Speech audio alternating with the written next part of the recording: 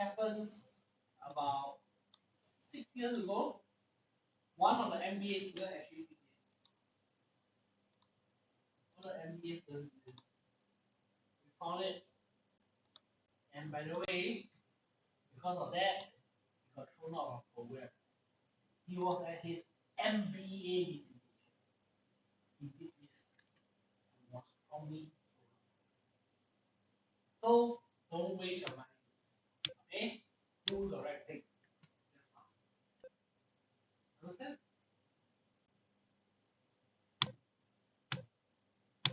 Okay.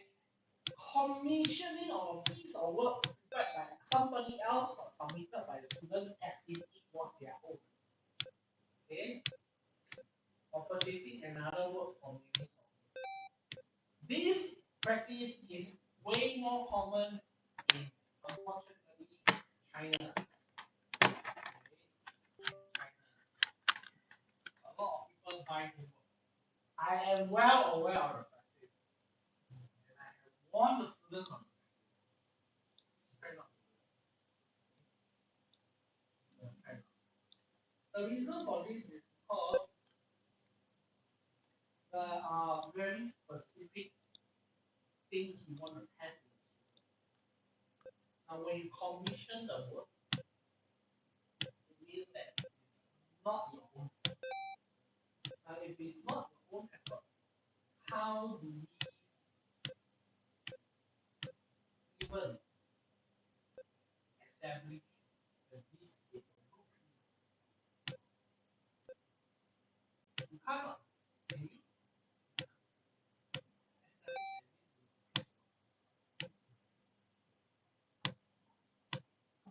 And when you can't do that, what happens?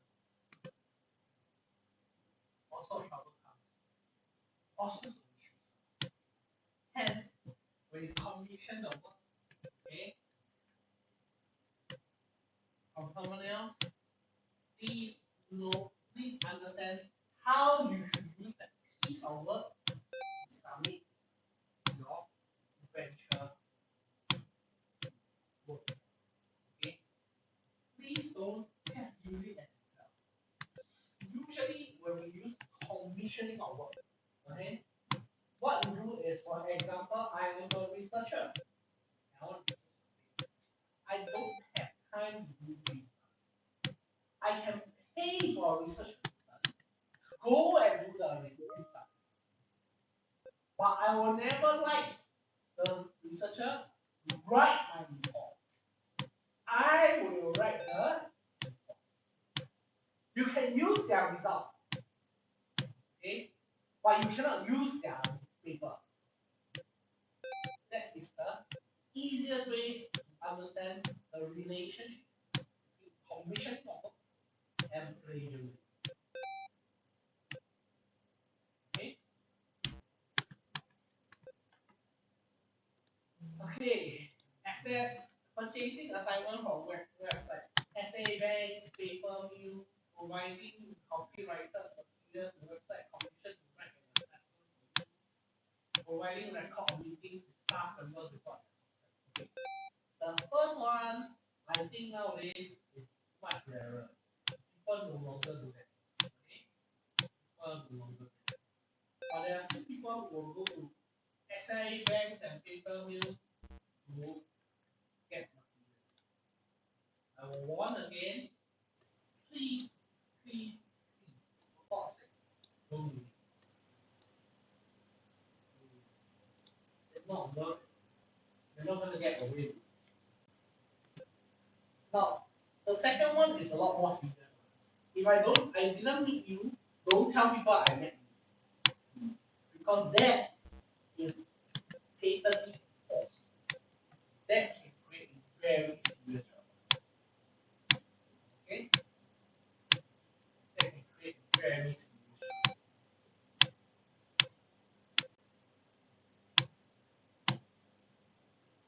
And this trouble can create a lot of damage.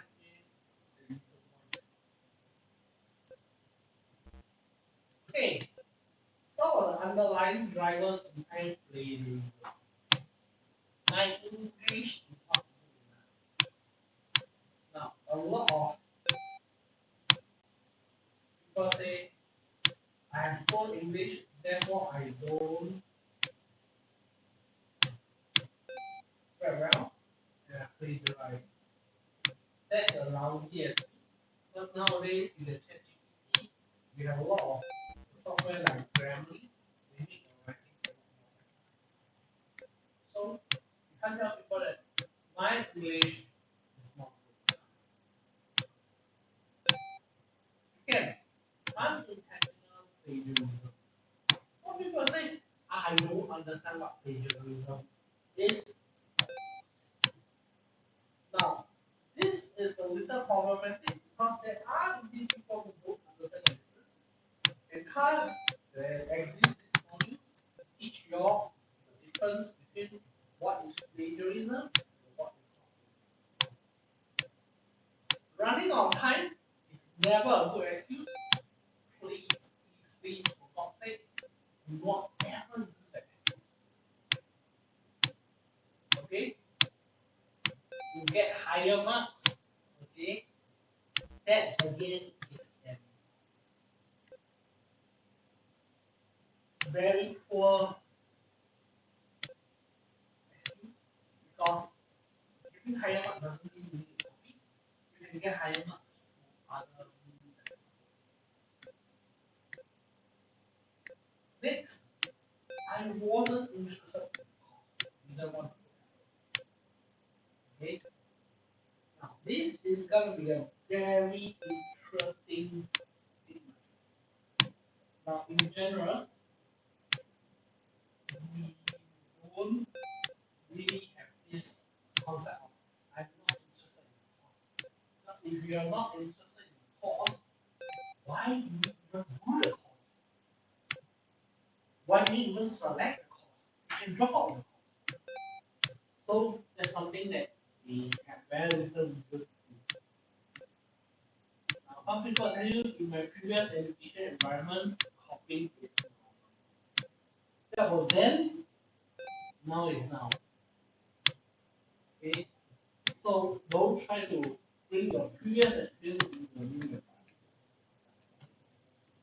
In many countries, plagiarism is rampant. Alright? So in UK university, we are a lot more stricter. We do a bit more. So what's wrong with this?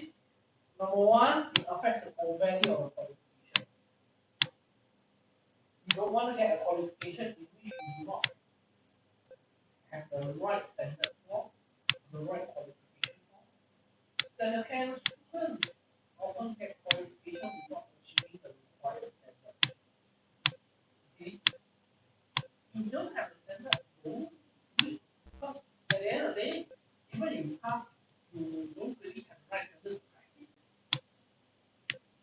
practice. Employers will be dissatisfied.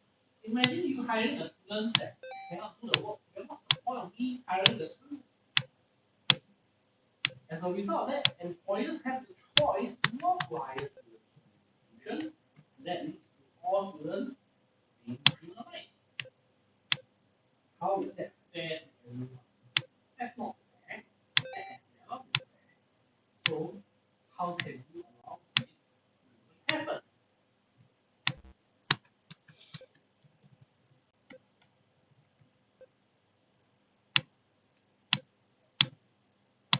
Okay. Now, penalties depend on severity and the number of times you have offended. There are formal records kept for misconduct and can range from warning, fail with opportunity for reassessment for the max of pass mark, fail with reassessment, restudy, study or a complete withdrawal from the program. Okay. Based on my understanding in Keysight, your first time is always a warning.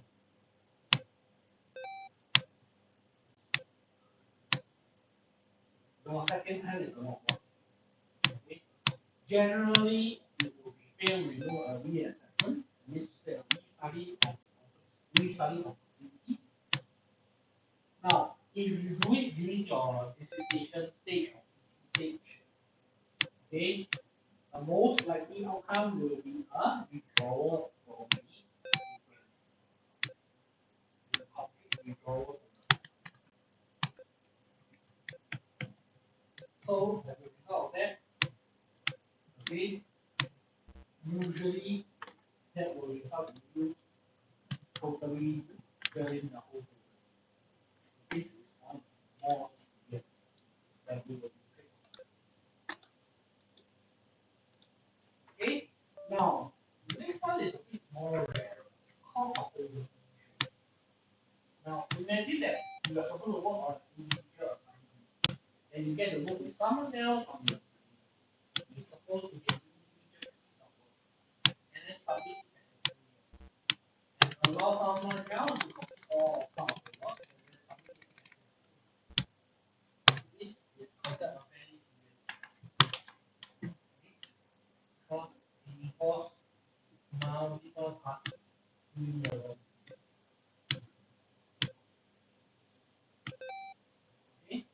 Now, that is not as serious as fabrication, falsification, making up results, altering results to make you give you desired result, including references that you haven't read, making up references, fraudulently submitting a case for mitigating circumstances.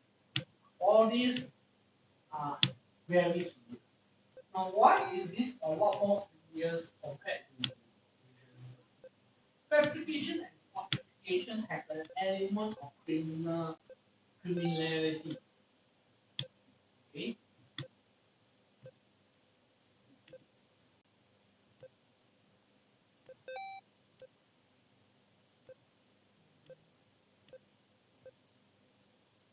Now, this will be very serious. Now, why is fabrication and falsification? Now, if you make up results, especially with regards to medical studies, your research can impact on medical practices. Second, if you alter them to give you fraudulent results, things that is what you desired, they may not reflect the actual work, leading to disastrous situation. Okay? Let me say there may be things that you think happened, but it actually didn't happen, leading to a wild goose chase by other scientists to replicate what you've done. That is also very bad. Okay? Making up references also create confusion because nobody knows what's exactly going on. Okay? Typically, it creates too much confusion and nobody knows what to do with and how to deal with. So in general, we highly discourage this behavior because it's just way too dangerous for the rest of us. Usually, fabrication or falsification will result in withdrawal of personation, impersonating someone else, okay, or assuming somebody else, identity in order to get you better marks. Number one is stupid because nowadays we have facial recognition. Okay. Number two, impersonating another student with such intention of achieving higher marks. Okay, usually means that somebody else is not useful. Now, to understand where the information to academic misconduct regulation is, you click on this link. In this link, you can see all the academic misconduct, and there are a lot of academic misconducts. Okay, nice. You want to understand all of them? You can go to this page and find out. Okay. Some very important steps to avoid academic misconduct. Number one, always reference yourself. Doesn't kill you. Reference. Avoid collusion. Do not hand in someone else's work as your own. Do not work together on an assignment that you're not supposed to. Your work should be your own work, your own solution, your own. So So when they say accepted or copies and someone else wrote exactly, okay, you can use the process of quotation. Okay, and what you need to elaborate why do you quote. For example, to give a definition. Okay, when it comes to definition, we are happy to give quotations. Okay. Second, to give their opinion or to show your findings or conclusion as part of the academic argument.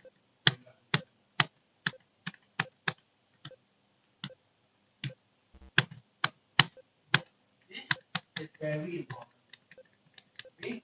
Now, generally, quotations are not marked because they're not in your own words, and we don't like you to quote for excessively. So you quote too much, then we will have a good. So how much is acceptable? Usually, quotations should not be more than a paragraph, and you should not have anything more than one quotation in one paper itself, one report. Okay. Now, of course, if you have multiple chapters, you can have up to two quotes. Okay. Now, quote reuse is very normal practice, and the exception is, and you can quotes all the time. Just make sure you reference the quote in the comments. Okay. So, computer codes is not possible for you to have pure original code. So you just do code. Paraphrasing. Okay. You repeat the idea of someone in your own words, but you must cite your original source. Because if your text is composed of the ideas of a lot of source, then you need to cite each source to make appropriate use of text. So the text is actually a summary of the sources, so you cite all the sources at the end. Citing sources is good because it means you have read the relevant literature and are aware of the work. Now, sometimes you must be able to maybe ask for evidence to prove your work is your own. You need to be able to show work in progress, keep drafts of your report, keep version of the code of the lines, keep the original text. So, in summary, there are four major misconducts you need to take note of. Identify what are the examples, what are the strategies to avoid it, and how to use quotation correctly in academic.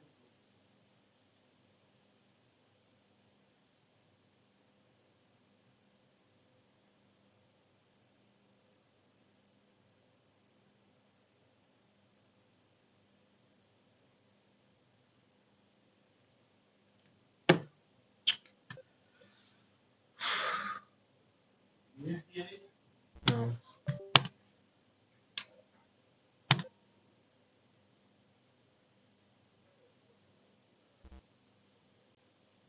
My name is Chooks.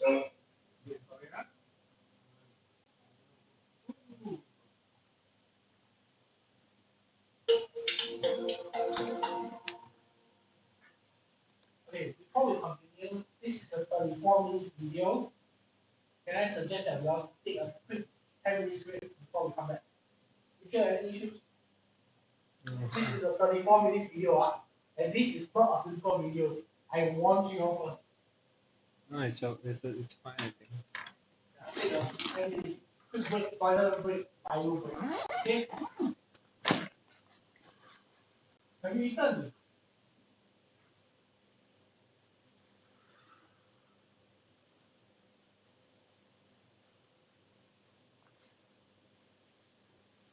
Have you eaten?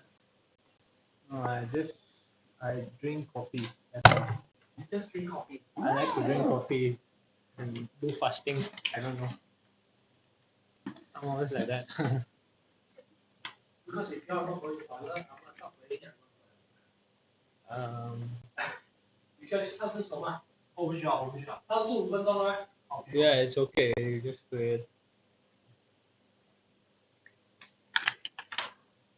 Hello everyone and welcome to another episode of Integrity Matters by Kennedy. My name is Chooks and with me in the house today is Dr. Curtis from Western Australia. Guy, would you like to introduce yourself and tell us a little bit about what you do at the University of Western Australia and possibly your area of research?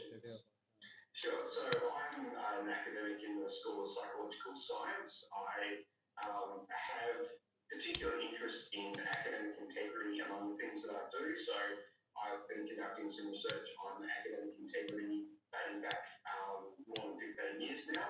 And it's really become an increasing focus of what I do in research. In addition to that, I am involved in the application of academic integrity and helping others learn about academic integrity. I'm the chair here of our academic integrity advisory group, and I've been involved in projects for Tertiary Education Quality Standards Agency in developing academic integrity materials and information for academics around Australia. Excellent. Nice to meet you. And today we're looking at exploring the concept of academic cheating and how we could potentially start investigating or detecting cheating amongst our students in university of higher learning. So my first question is around the concept of the psychology of academic cheating.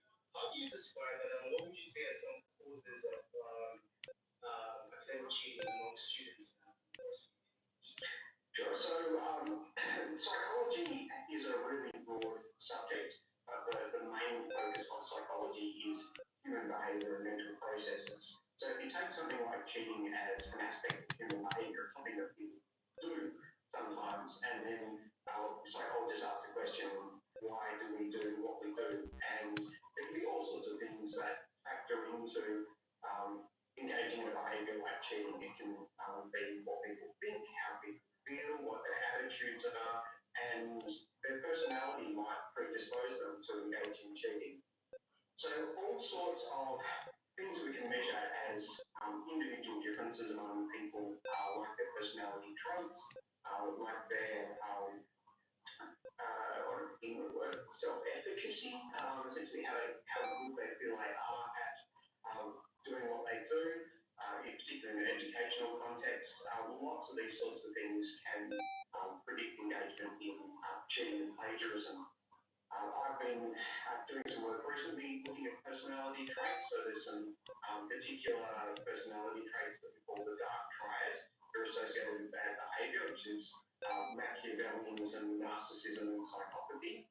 And these are personality traits that seem to be better predictors of students engaging in academic misconduct than some of the more traditional personality traits that are more widely known, like conscientiousness and that kind of thing. With emotions like stress, for example, we know negative emotions are associated with engagement in cheating. So when students are placed under stress, when students are feeling vulnerable, they can be more susceptible to cheating. So there's so many different things that we can explore, and what we're beginning to look at is how some of these factors fit together, not just what individual factors are predicting cheating.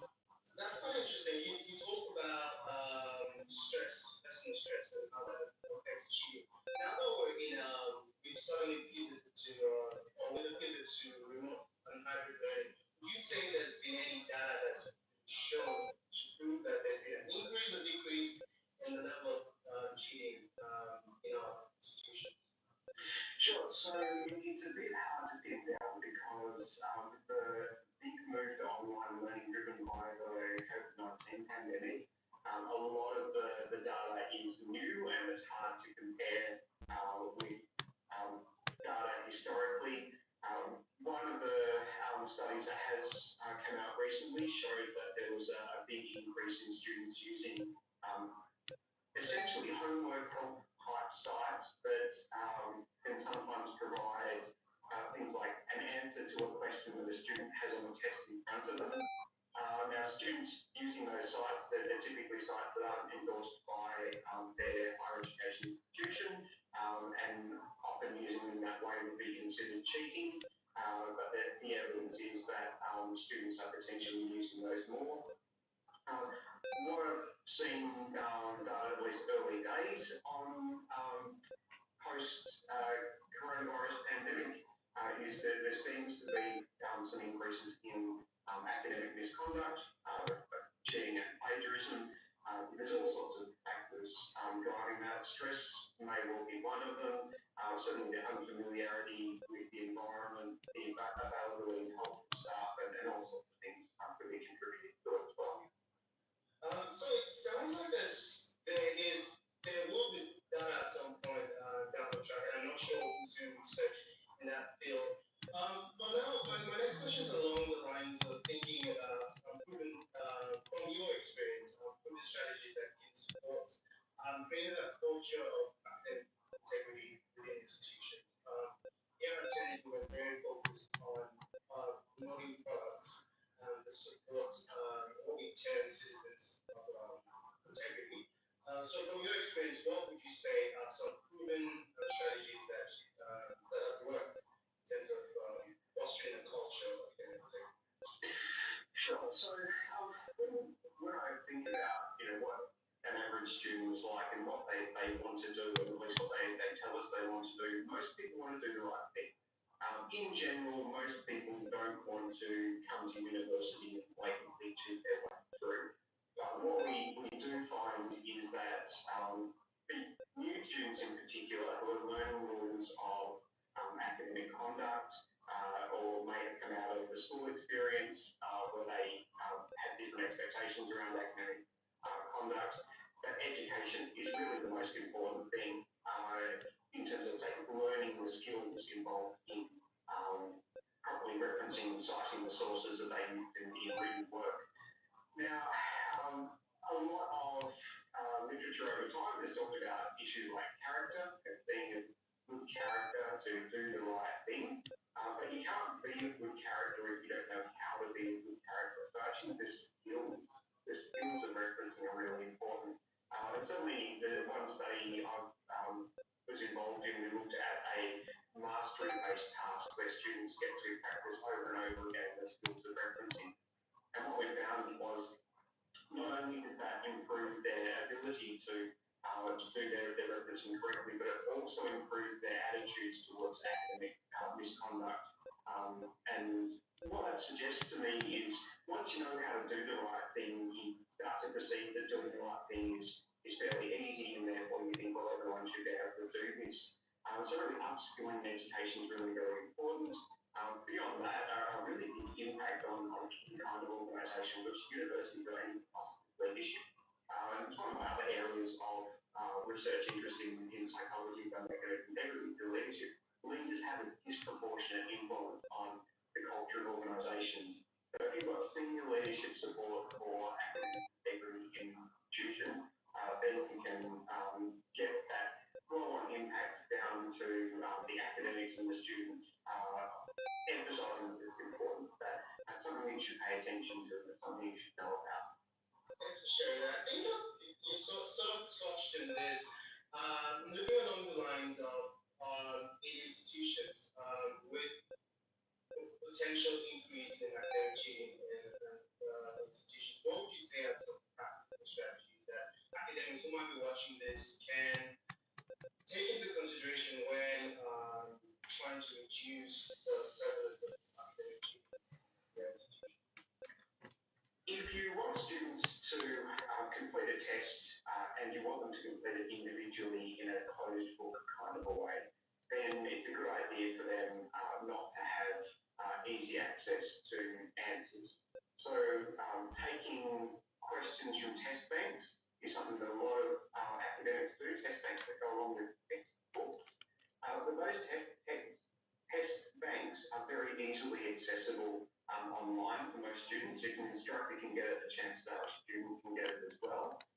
So unsupervised online tests are great if students are practicing work over and over again to build up their skills, but if they're for marks, they're very easy for students to cheat to get those marks. Similarly, one of the things that's important to whether students cheat or not is whether they're happy with their university course. If they're satisfied with the learning and teaching environment, they think the academic cares, then they're more likely to do the right thing. If they think the academic doesn't care, then they may not care so much about doing the right thing. And so academics showing that they're putting effort into assessments, explain to the students why the assessment is there and what it's helping them to learn, making it topical and interesting and engaging engaging, showing enthusiasm for the topic are all the things that academics can do to help students engage with the topic themselves and be less likely to cheat when they're doing that. But certainly there's a lot of things that academics and universities can do to dissuade students from cheating beyond what they're doing educationally. In addition, really, having some kind of means of detecting what kinds of cheating students engage in is really important as well. So for something like copy-paste plagiarism, text match and stuff that much better is of course ideal because that will pick that up for students and ideally used educationally where students can submit in advance and get some feedback on whether they've forgotten to include a reference or something like that. It's a really good way to go. There's also some telltale signs of where students have outsourced work that is had it written by other people that academics can become familiar with. There are some really good sources of information about what those are.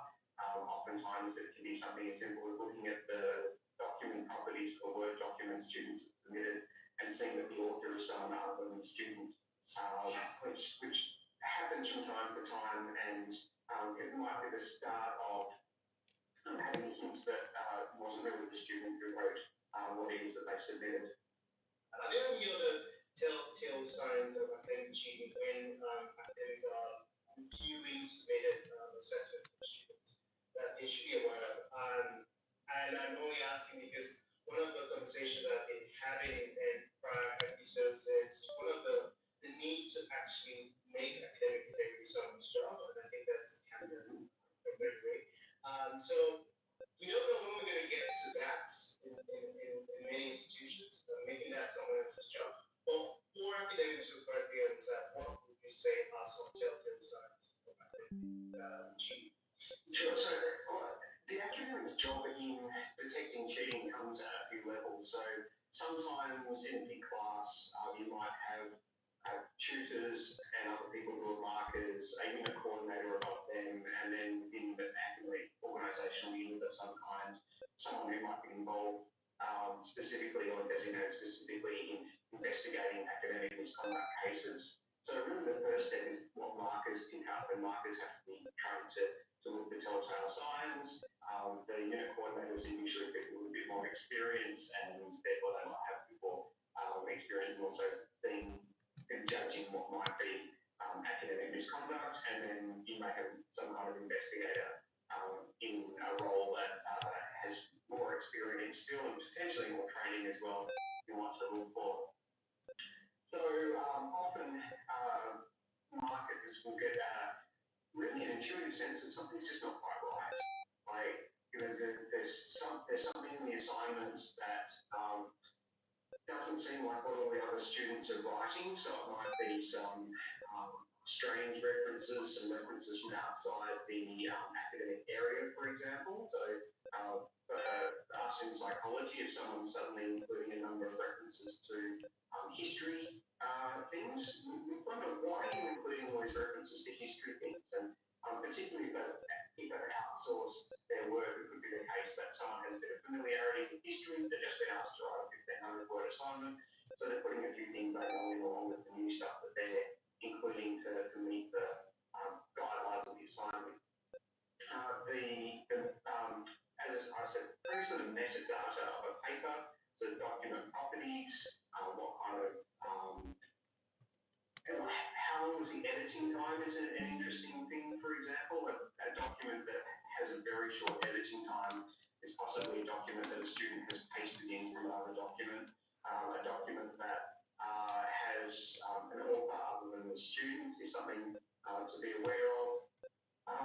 The reference list can have some telltale signs of cheating as well. So if a student paper has used some kind of reference manager like EndNote or Mendeley or something like that, if they're first year students, second year students, it's quite unlikely they'll know how to use those things. But they're the kind of things that more experienced writers or more senior students might use.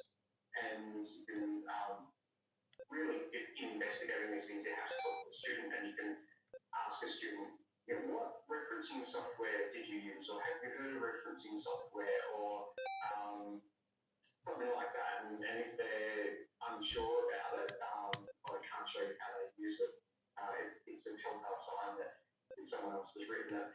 There's lots of them. As I said, there's some good sources around Tertiary Education Quality Standards Agency have a guide for investigators on their website for detecting problematic issues in student assignments, and that's where we'll look for people who want to look at least a beginning guide to what to look for.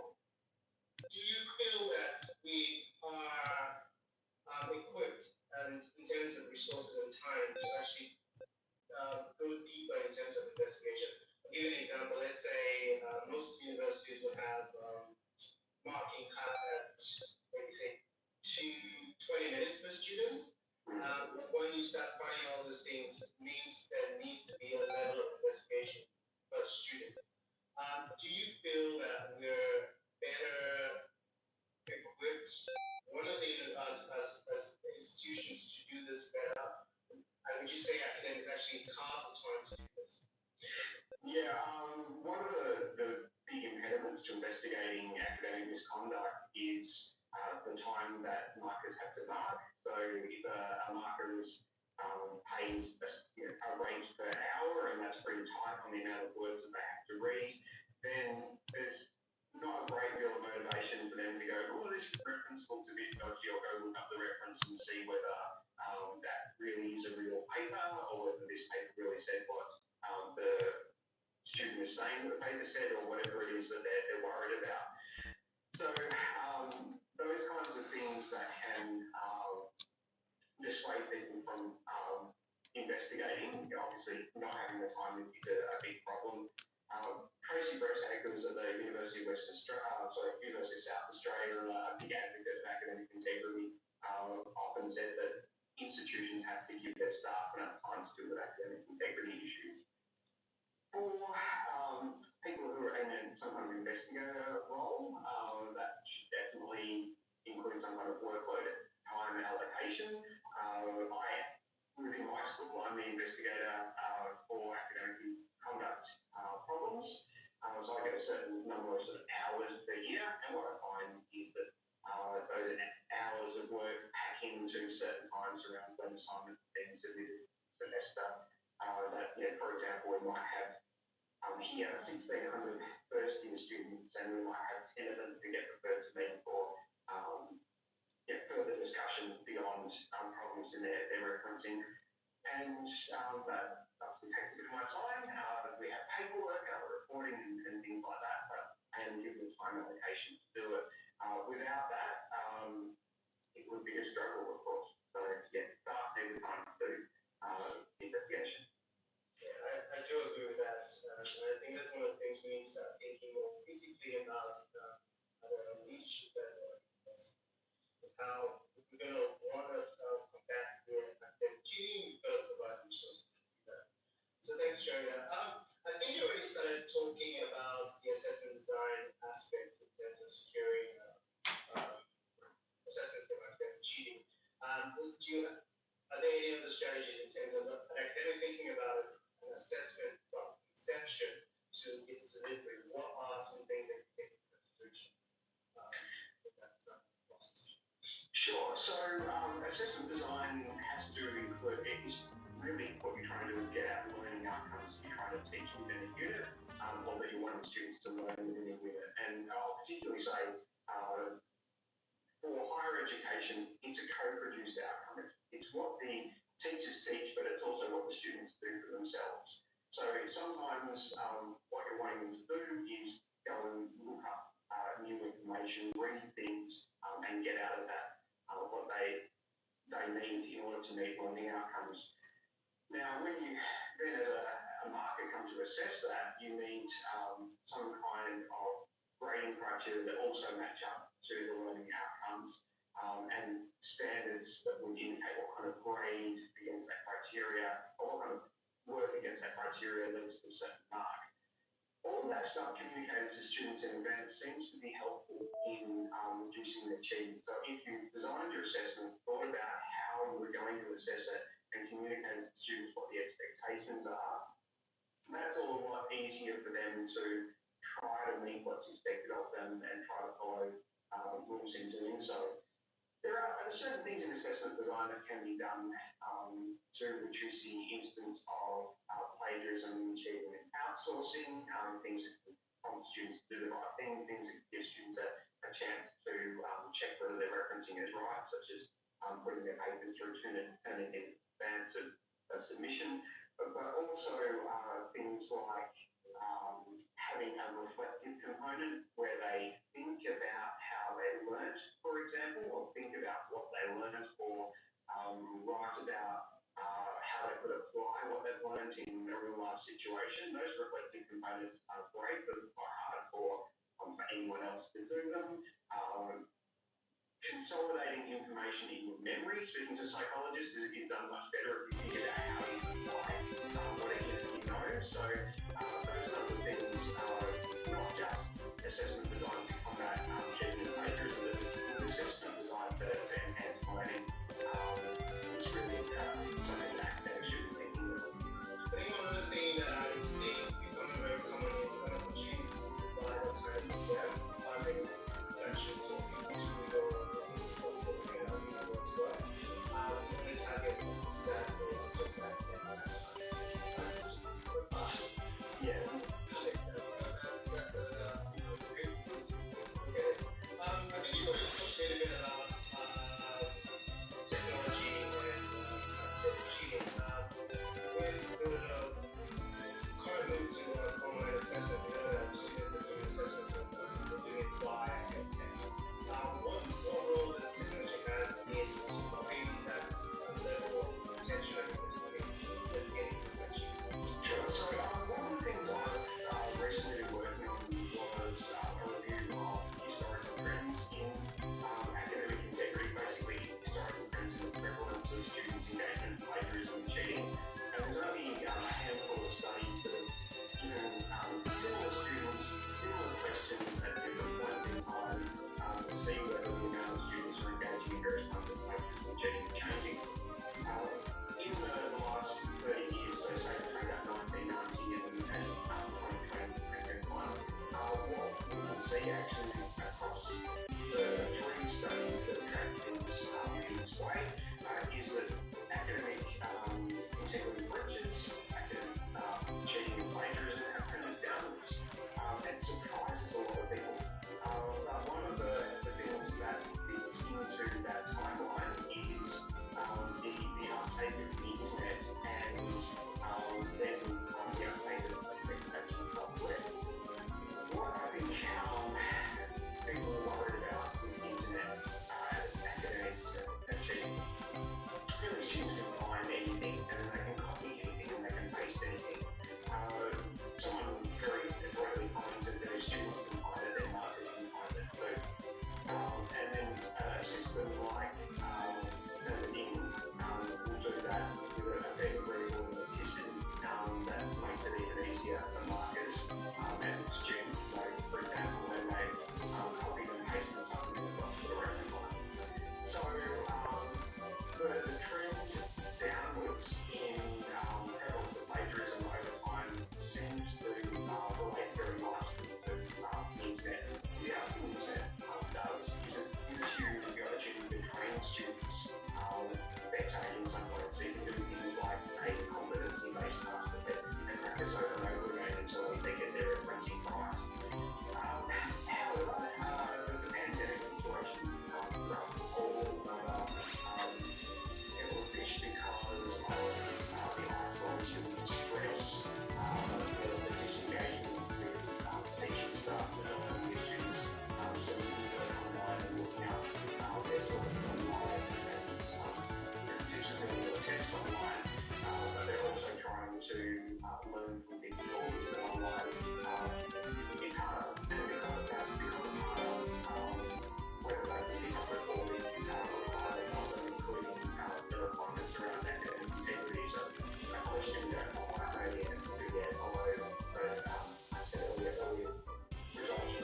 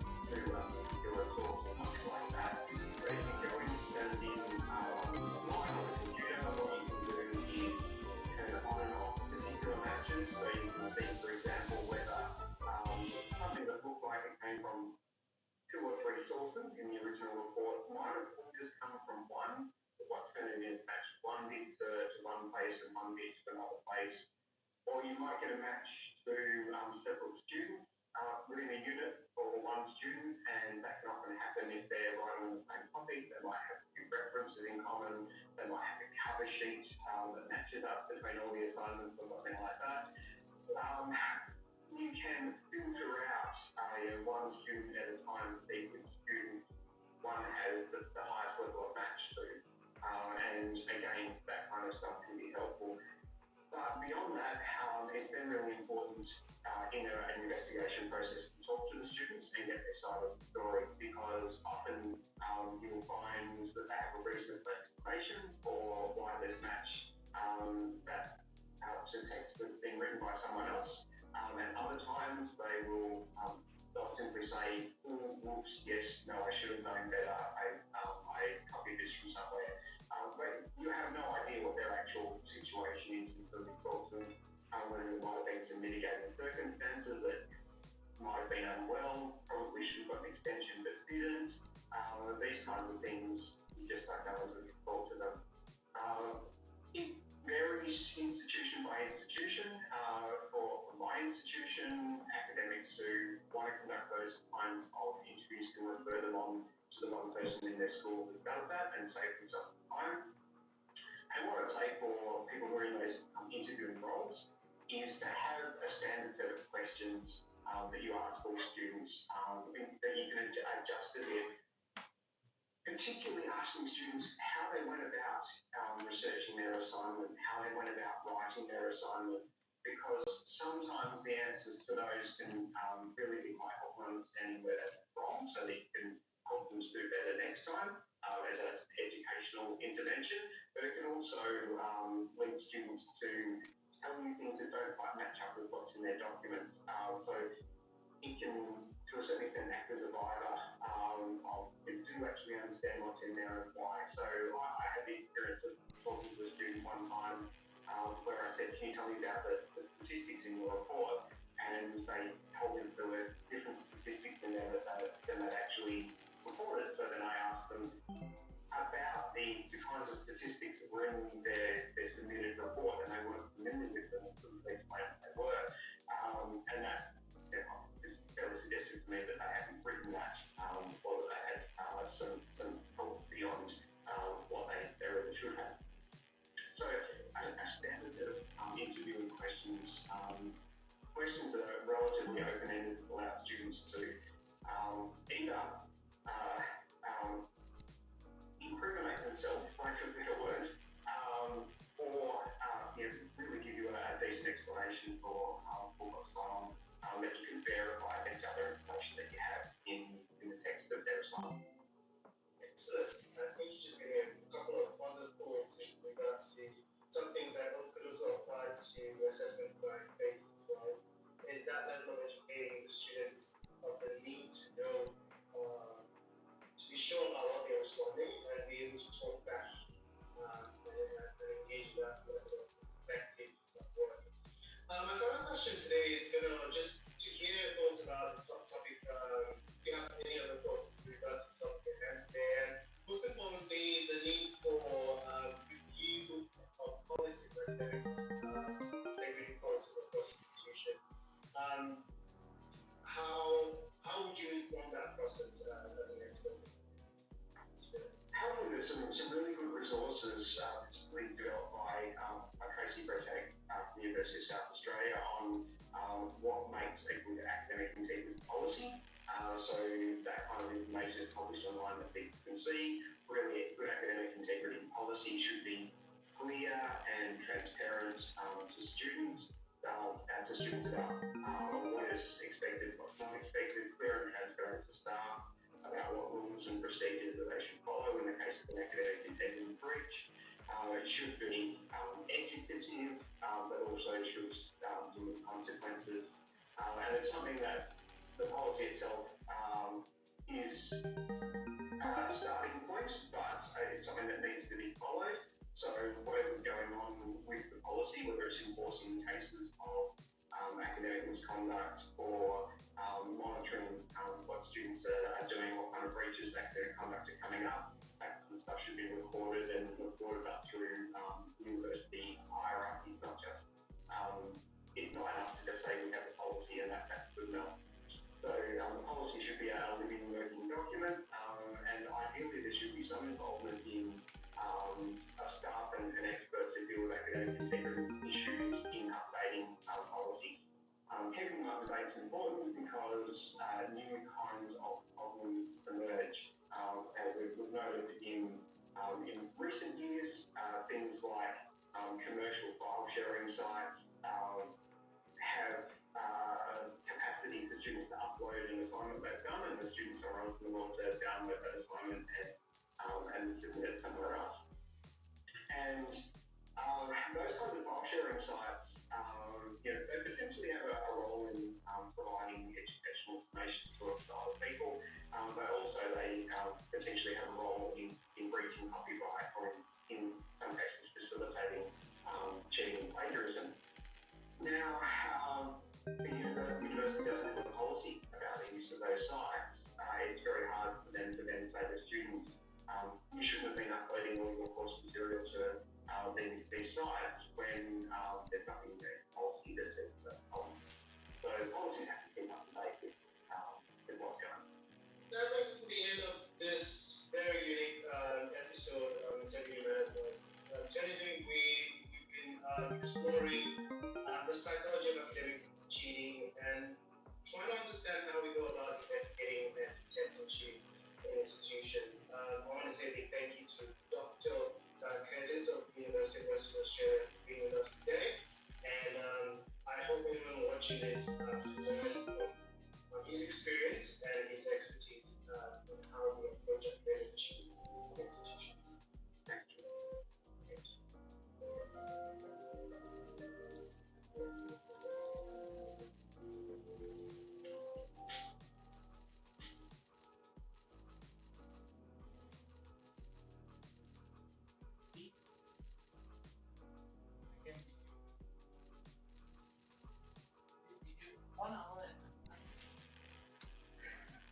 Hi everybody, welcome to our session today.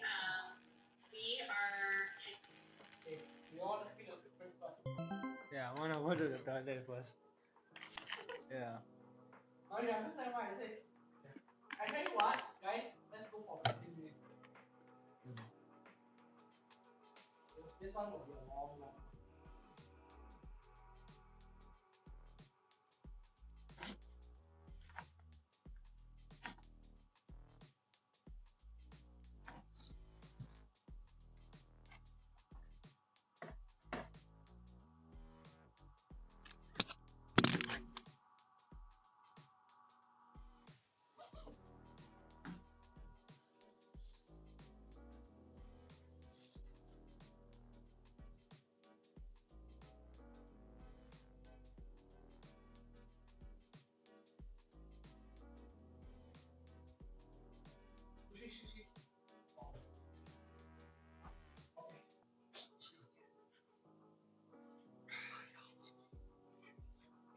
个小时了。 1个小时25分钟，所以刚才我说你们要不要去休息一下呢？你要想，如果刚才这个。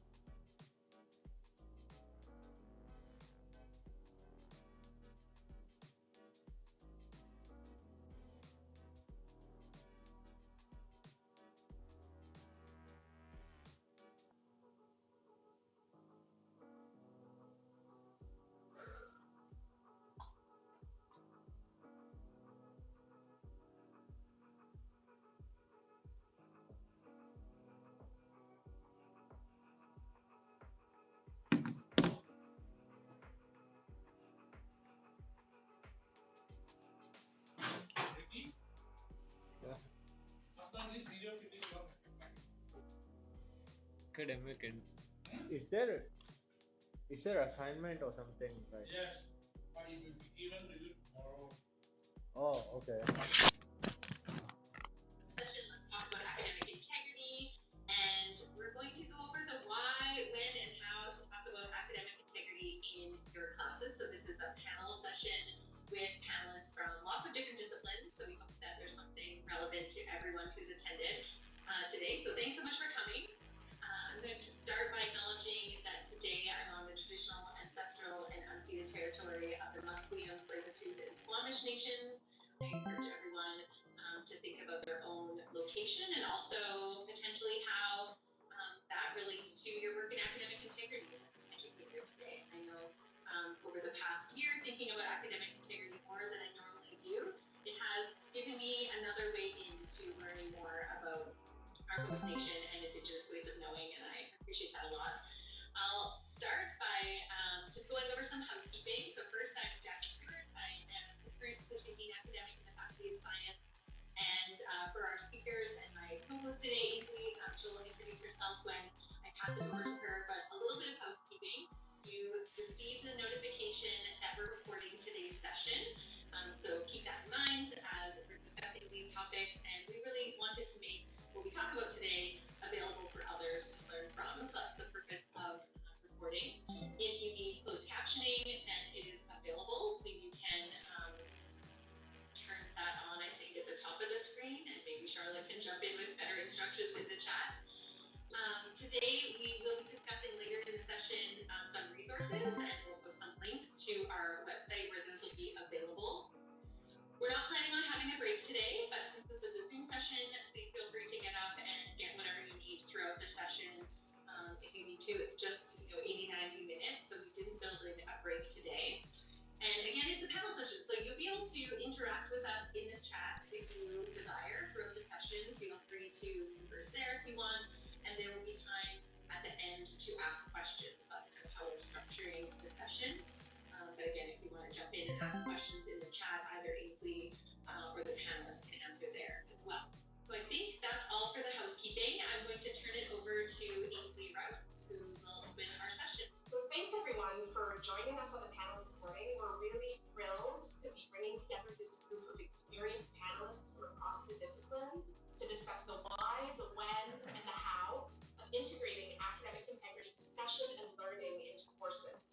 So my name is Ainsley Rouse, and I'm the Academic Integrity Senior Manager in the Office of the Provost Vice President Academic. Our panelists today come from across campus. Dr. Jackie Stewart from the Faculty of Science, Dr. Keisha Stankichuk from the Faculty of Applied Science, Dr. Brianne Orr-Alvarez from the Faculty of Arts, Dr. Jessica Calra from the Faculty of Pharmaceutical Sciences, and Dr. Reyla Ferreira from the Faculty of Arts. Our aim today is to bring together this interdisciplinary group to offer a range of perspectives and ideas that will be transferable to your courses. We will begin with a few words of introduction to the topic, move on to hearing from the panelists, and then learn more about some of the resources that are now available at UBC, and conclude with some audience questions and discussion. So firstly, I'd like to just take a few moments to say a few words about ongoing work in the area of academic integrity at UBC Vancouver.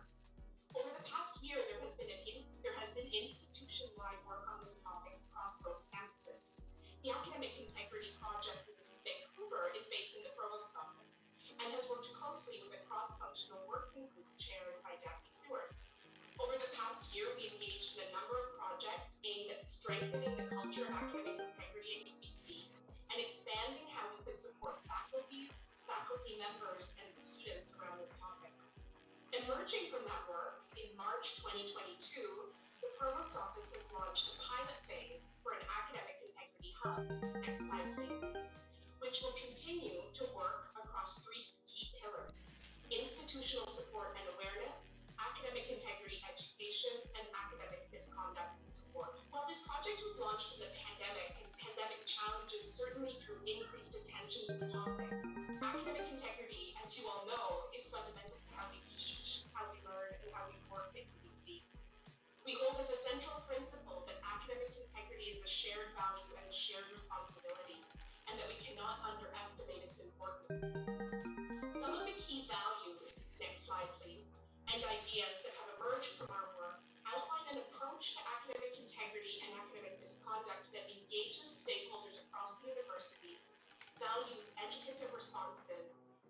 to elevate the value of creativity. With that, I'm delighted to open our panel discussion around how these ideas may translate in practice and allow our panelists to share their approaches. Next, please. Our first panelist is Dr. Jackie Stewart. Jackie is currently an associate professor of teaching in the Department of Chemistry and an associate dean academic in faculty science. Previously, as I mentioned, she was chair of the Academic Integrity Working Group at UC Vancouver, which created the new full campus academic integrity website, bringing together resources and on integrity and academic misconduct to support faculty, students, and staff. Jackie? Thanks, Ainsley, and hello again, everyone. Here's my slide. So I teach chemistry mostly and also science communication. And so one of my real entry points into talking about academic integrity with my students has been the course syllabus. And I will admit that I learned a lot from a document that was being circulated in fall or summer 2020 that Lori McNeil and Catherine Ron were putting together, where people were sharing their perspectives on syllabi statements and talking about academic integrity. And certainly a lot of my teaching mentors really put in the boilerplate academic misconduct regulation from the calendar into their syllabus, and kind of that was it. But what I learned from this document that was circulating is really how to do better, right? Do more and potentially provide some information that's useful to students who are actually learning about academic integrity instead of it just seeming like if you can commit misconduct, this is what will happen to you, don't do that. Because that's really a simplistic view of this topic. And what I also learned is that often students don't really know. And so the syllabus is a great way to broach the subject, bring it up, unpack some of the terminology that you want to talk to students about and do that. So I'm not necessarily saying that my syllabus statement is the best there can be, but it does go beyond simply putting the regulation. So this slide shows my syllabus from a couple of years ago for introductory chemistry, and certainly I adapted some of this language from the shared document, talking about defining it, discussing the importance of academic integrity, in giving discipline-specific actions of how students work with integrity. And so this would be, making sure that when it's a lab-based course, you're collecting your own data and it is your own work, taking exams without cheating, completing assignments independently when I've requested, or acknowledging collaboration when necessary. And so you can see that I've worked in some specifics of how I would like students to work with integrity. Then I've also linked some resources, and now certainly if I was revising the syllabus, I would link to the UBC Academic Integrity website, which is certainly going to be a one-stop shop for a lot of content that's helpful to students. And the last 2 points here were really my effort to show students that I was open to talking about this topic. It's not a taboo subject in the class. So really said, talk to me about this. I don't mind, I welcome that, I want you to. And also the last sentence here, which is about what students should do if they feel pressured or they are stressed out or overwhelmed and don't know what to do. That was really my invitation that there's always a way that we can work together to help you get out of a situation of feeling overwhelmed, and you should talk to me instead of resorting to something like contract cheating or copying or something like that. I think this kind of fits in with the tone of my entire syllabus. So for my teaching style, this isn't entirely unusual, and I would hope that students would take me up on this offer. But that's kind of some of the parts of my syllabus statement, recognizing at the end there that when students do not work with integrity, it's not just because they're not good people or anything like that. It's really because they're in a situation that is a challenging situation, and it's my job as a teacher to help them get out of that. So certainly my number one thing for academic integrity is the syllabus statement. The other thing that I've experimented with a little bit are integrity pledges, and this was certainly a really common thing in STEM disciplines or test-heavy disciplines during the pandemic when courses were online. And so this is an example of my online quiz where I tried to be really clear about what I wanted students to access and what they didn't want them to access, and provided some examples. possibly I could have been even clearer about this, but really be specific about resources that I wanted them to use or not use, and things I want them to do and not do. So that was key. And then also this integrity pledge was, again, really commonly used in STEM disciplines where students have to write their name after they've read this. And I wanted to bring this up today also to see what other panelists and the audience think about this, because I think the evidence or the research on integrity pledges is sort of mixed. It's not that compelling that it does change student behavior. And so I'm sort of reconsidering this. I don't necessarily think it prevented misconduct, just this thing. It becomes very routine. And I'm not convinced that a student really would change their behavior based on having to write this down. I think the most important thing, especially for the online assessments, is those clear instructions. I think that's actually here what's more important. But again, I want to bring this topic up as something we could discuss today. And then I'll end on this slide based on my experience teaching science writing classes or science communication classes, really just thinking about ways to directly instruct students on some of these skills. So where students might inadvertently be, flagged for plagiarism or something like this based on poor paraphrasing skills. That's really common. Students come to us in these science writing skills and they don't necessarily have those really well-developed paraphrasing skills, so we practice and we explicitly teach it. And so I think that's very helpful. We do try to make the connection to scientific research, and so think of it as just like in other types of communication, you want to build on other people's ideas because that's how the scientific process works. We, have some literature that we're reading and familiar with. We might notice something that could build on that, and we do an experiment to follow up. And so in the communication of those results, going back to those ideas is really important. So people see kind of the thread of scientific inquiry through the literature.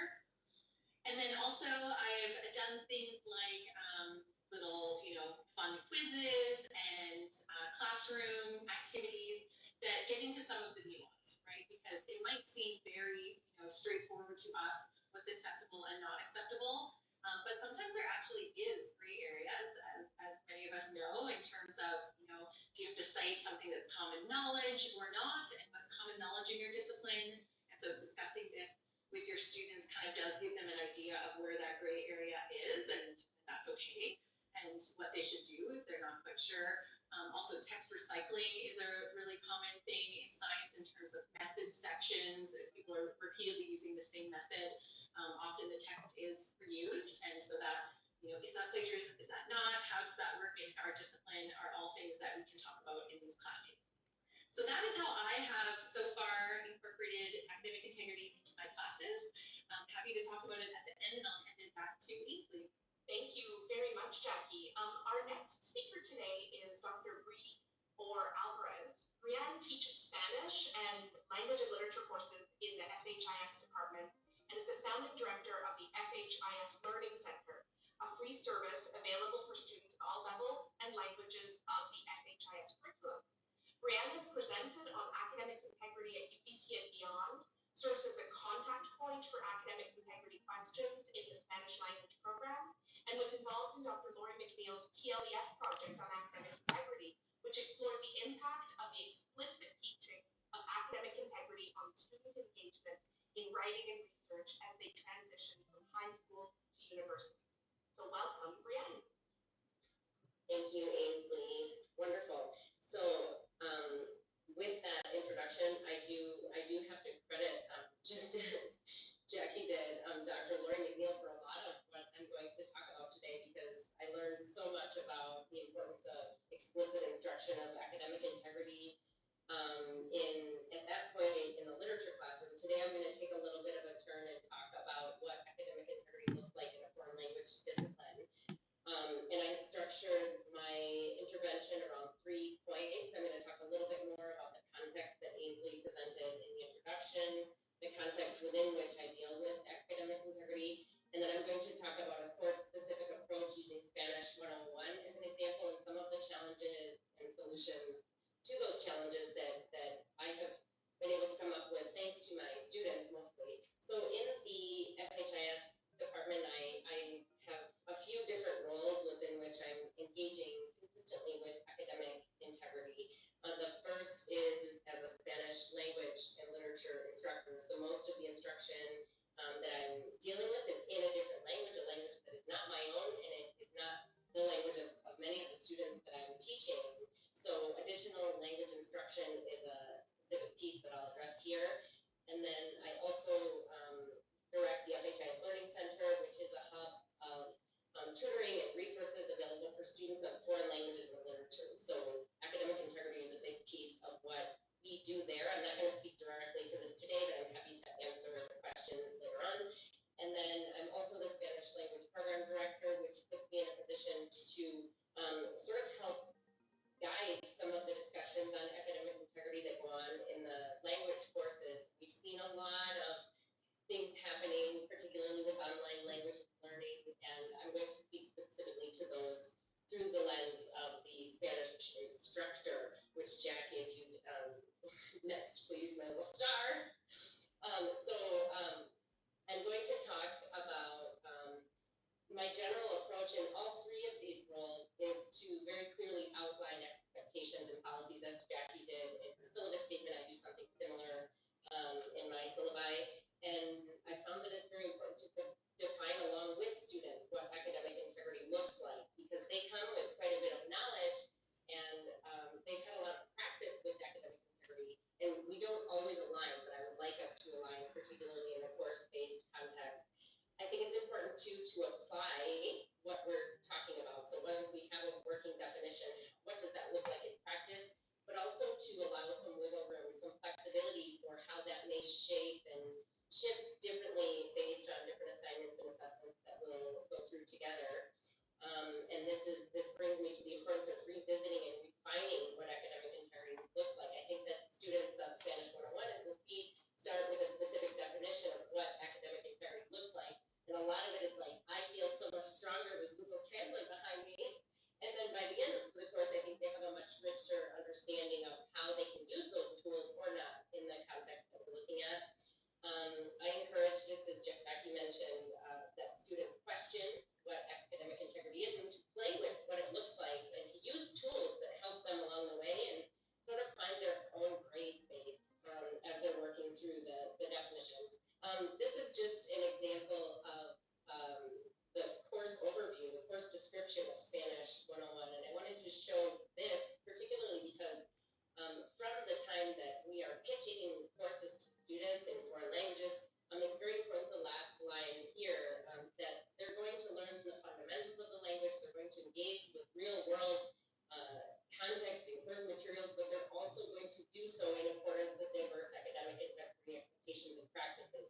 So right from the course description, they know that we will wrap our minds around this together. And next slide, please.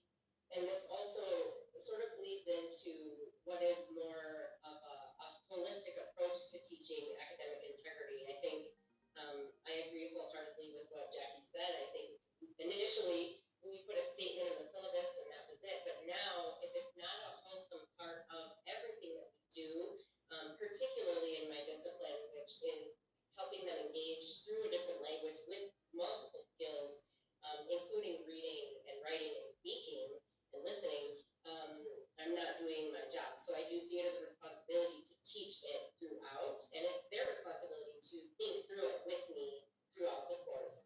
I really like this sort of progression that Jackie and Ainsley came up with together to prevent, teach, and respond. So I'm going to speak to what academic integrity might look like in a Spanish 101 or any language course in Spanish for me.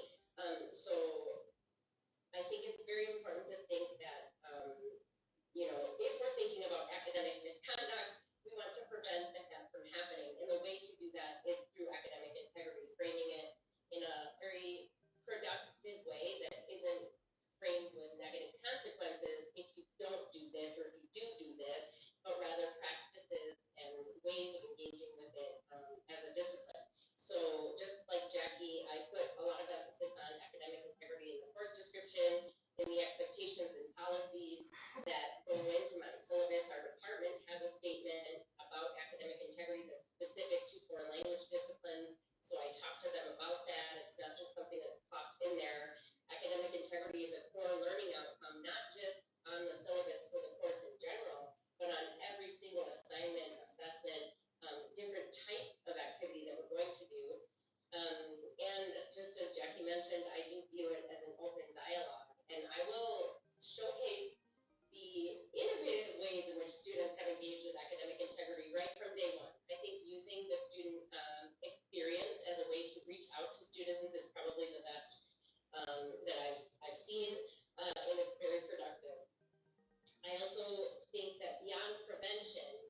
should, and I've had success with academic integrity discussions when I'm actively teaching it.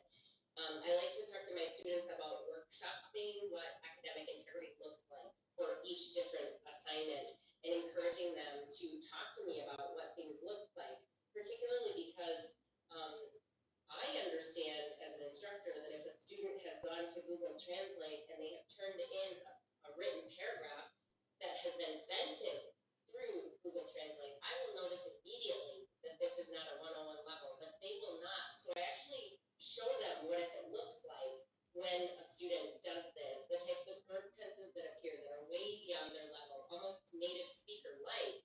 And so just showcasing that this is not exactly what we are working toward in this very beginner course, but it's something that we can work toward as we move toward native speaker habits and things like that. So the idea of workshopping it makes it more approachable to them, and it also shows them that for me it is also a work in progress and something that I'm very open to converse about.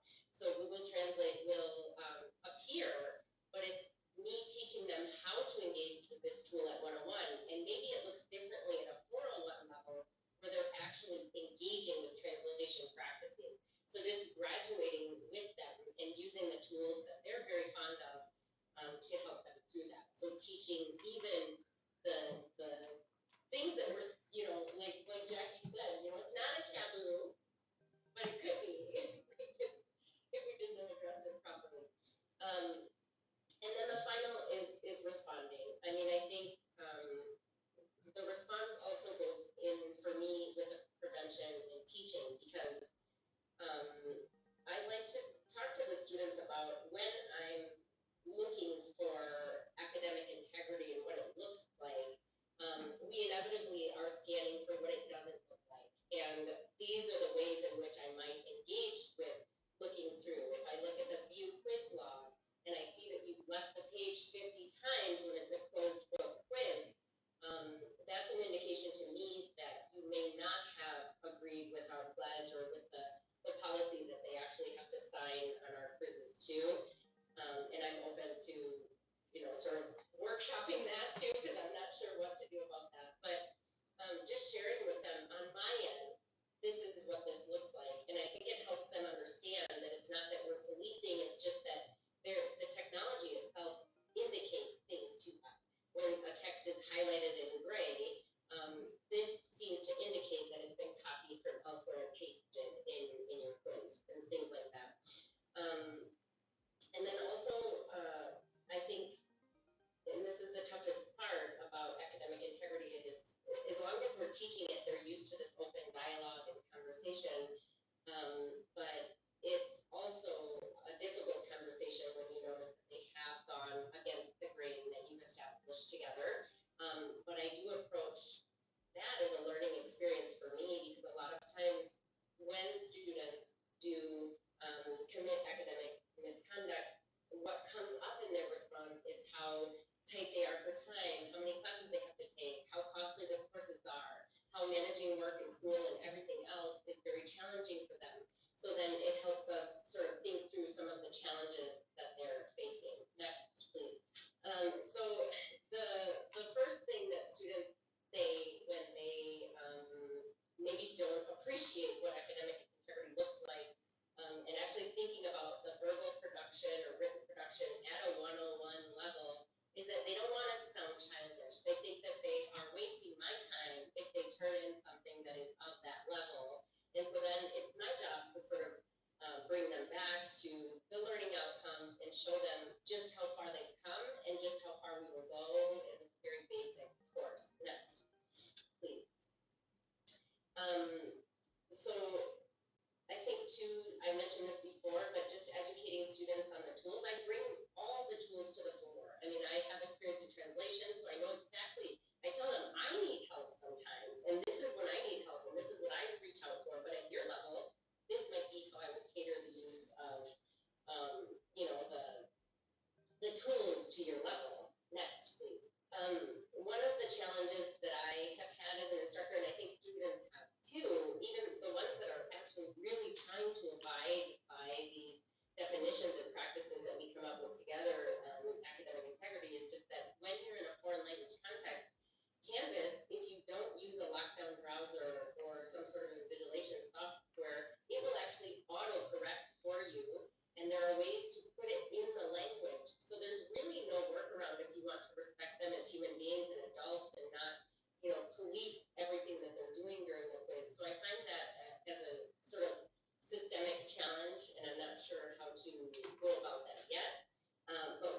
solution, and it's also a challenge for students, is I find myself more and more going toward oral assessment as opposed to written, because it's something that they can do together in groups of students. Speaking is a very core skill in a foreign language. They should know how to do it, and they should work through some of the anxiety that comes with speaking a different language. But what I've heard on the student end is, great, breathe. We like oral assessments, but don't overdo it just to, overcompensate for, academic integrity concerns and other skills, because it's very stressful for us to be on the spot and performing and speaking. So this goes along with another type of pedagogy that I know Layla's been working on in Moberly and in first year programs as well, which is speaking pedagogies and teaching students how to engage communicatively, and what that looks like and how we build their confidence. So some of the ways in which we sort of solve these things together is by sharing stories and experiences with students, and they share their stories and experiences with me. So if there's a situation I can share about grade boundary and academic integrity, my use of Google Translate and where it went wrong for me, for example, I share those stories and I encourage them to share with me as well. Next, please.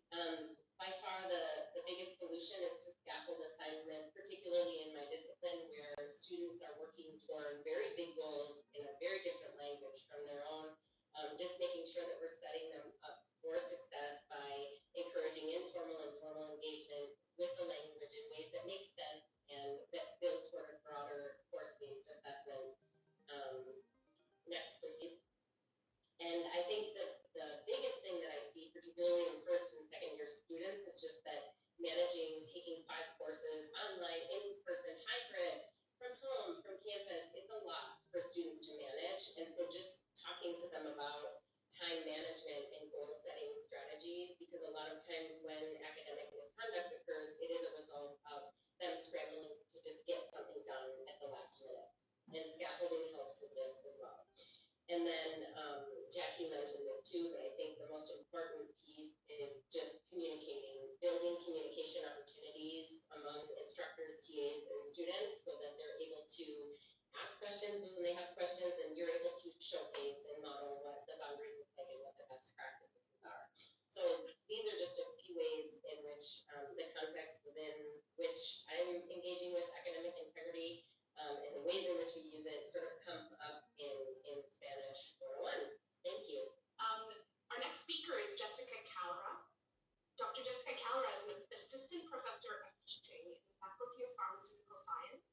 She's an academic integrity advocate, a role that developed out of her work as a curriculum consultant. Academic integrity is part of her SODL and research portfolio in her current role. Welcome, Jessica. Thank you, Ainsley, and thank you, Jackie, as well as Bree. That was a lovely introduction and lots to follow with. So good afternoon, everyone. It's really a pleasure for me to be here in this panel, this discussion today. I'll just quickly introduce myself and how I came to the academic integrity world. I've been an instructor and an educator for quite some time. It's been over 18 years, teaching in health sciences, bioinformatics, and biology. But I just started at UBC as an assistant professor teaching in the Faculty of Pharmaceutical Sciences just last July. So I'm new to the UBC community, but definitely not to higher education. Now, in addition to the role of an educator, I also have a position as a scientist at the BC Cancer Research Centre, and I have at that spot, I play a consulting role, and then I have a wet lab research program at Langara as well. So my interest in academic integrity is both in the context of educational integrity as well as research integrity. I've done much more work, scholarly work in the area of educational integrity or academic integrity as it sits in the classroom setting. And this particular work developed quite organically, I would say, from the role I played as a curriculum consultant between 2018 to 2021. During that span of time, that was sort of pre-pandemic and then intra-pandemic and now coming through to post-pandemic, I hope. At that time, the teaching and learning center that I was working in was receiving increasing requests from faculty across disciplines for support in addressing and promoting academic integrity in higher education.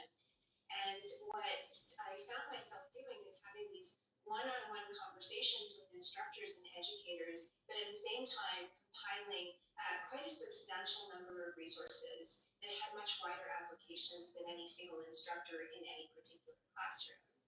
And at the same time, or in parallel, I was having some really interesting conversations with folks in the Center for Intercultural Engagement, as well as our Director of Academic Integrity and Student Conduct, Maggie Ross. And the conversations were going beyond the classroom and really thinking about, like, what does academic integrity mean in this landscape that's very global, as well as in the context of higher education and our institution.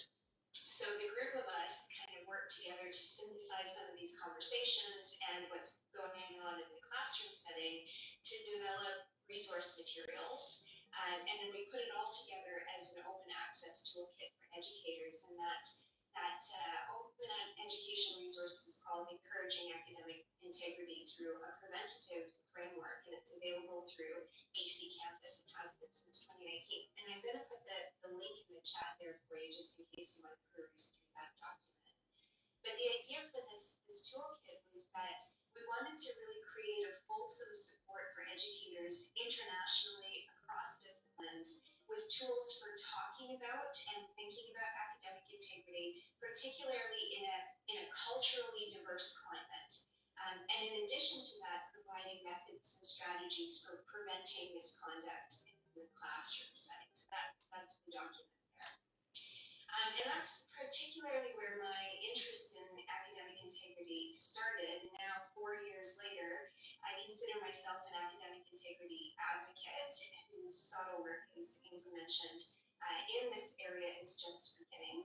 So as an educator at UBC now, part of my education leadership is to do more of that work around what exactly does integrity mean and how do we express it. And my particular focus comes from a statement that was made from Thomas Lancaster, who's a big advocate of academic integrity from Imperial College in London in the UK. And he proposed at some stage, at some seminar, is it possible to talk about academic integrity in a positive light? And so I think that we can.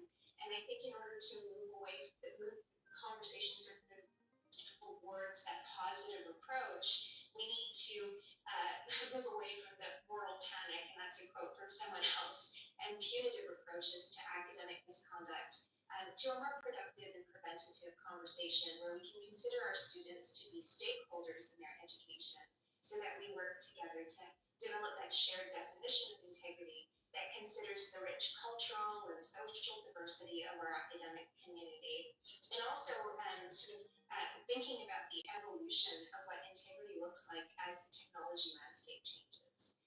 So I think I've heard a lot of that conversation already being had in what Jackie and Green mentioned as well. So what is it that I focus on? Well, what I'd like to focus on in my classroom is that concept of prevention. Next slide, please. So the what is all about prevention, and prevention is actually quite a complex concept. And if you look at just the generic definition that you pull from a dictionary, it's the act of stopping something or the act of stopping someone from doing something. But I'd like to propose or take a moment to share with you a definition that comes from healthcare. As I mentioned, my background is in cancer research. And we, in my lab, we look for new therapeutic strategies to treat cancers. And when researchers and healthcare workers think about prevention, it's considered from a three-pronged perspective: primary, secondary, and tertiary. So when we consider primary prevention in healthcare, we're looking at things that we can educate people on to help to recognize what we can do to maintain a healthy lifestyle and avoid a condition such as cardiovascular disease or diabetes or even cancer in the first place. So as an example, no smoking campaigns that came out of the 70s and 80s or limiting smoking or reducing smoking was an education strategy that actually had a big momentum towards decreasing lung cancer. And similarly with exercise and diet campaigns, we've seen actually decreases in cardiovascular disease and diabetes, and even certain types of dementia. So that's the primary approach. It's all about education. The secondary approach to prevention is more of a screening process where we identify risk factors and create tools for early detection and management while that condition is in early stages and can be mitigated using some less invasive approaches. And then in the context of tertiary, this is a situation where unavoidably someone has been diagnosed with a condition and now they need to be treated. So treatment is the last of the prongs, and that person will be treated for the purpose of restoring their health. Now, I like to joke that when I talk about this, I'm not saying that academic misconduct is a disease, but I do believe that the approach to prevention that's used in healthcare can be applied here. So if we think of primary is that education piece, and I'm hearing a lot of other folks that have presented already, believe that acting with integrity is a skill that requires definition and practice, especially in the context of our culturally diverse classrooms, where definitions may differ depending on your cultural or background or your intersectional identity. And then the secondary piece to prevention of academic misconduct, in my mind, means identifying the challenges that students may face that lead to misconduct behaviors. And some of those already came up, where time management and organizational skills and that sort of thing are where we look at that concept of this is the risk from where students are most likely to go into this type of misconduct behavior, or use things like Chang or contract cheating sources. So what secondary means to me is looking at ways that we can design our classroom settings, our assessments that engage our students and teach them how to avoid those challenges. And then in the tertiary setting is the space where there's going to be students that cheat no matter what we do. So unavoidably, there's students that's found themselves in a situation where they've not met academic expectations. And in the context of tertiary prevention, I'm really looking at this as means to implement restorative practices, using it as an educational experience for those students as well. Next slide. I really love this quote from David Mallon. So if the context of my conversation here is what, and the what is prevention, the why is summed up by this quote, where Dr. Mallon says, I'd much rather spend my time on students who need help than 10 times that amount of time documenting plagiarizing cases. And I think this is true for all of us. We would rather spend time with our students doing the work of our subjects as opposed to paperwork and following procedures for reporting misconduct, whatever that misconduct looks like. So if that's the why, the next question is, well, how do we get there? How do we as educators and instructors move away from that sort of rule-following approach, the punitive approach to academic misconduct cases, into a more preventative space? And if that's the why we're doing it, then in my mind, the how, if I had to define or categorize my main approaches for how, I've sort of got, again, a three-pronged approach, the number three.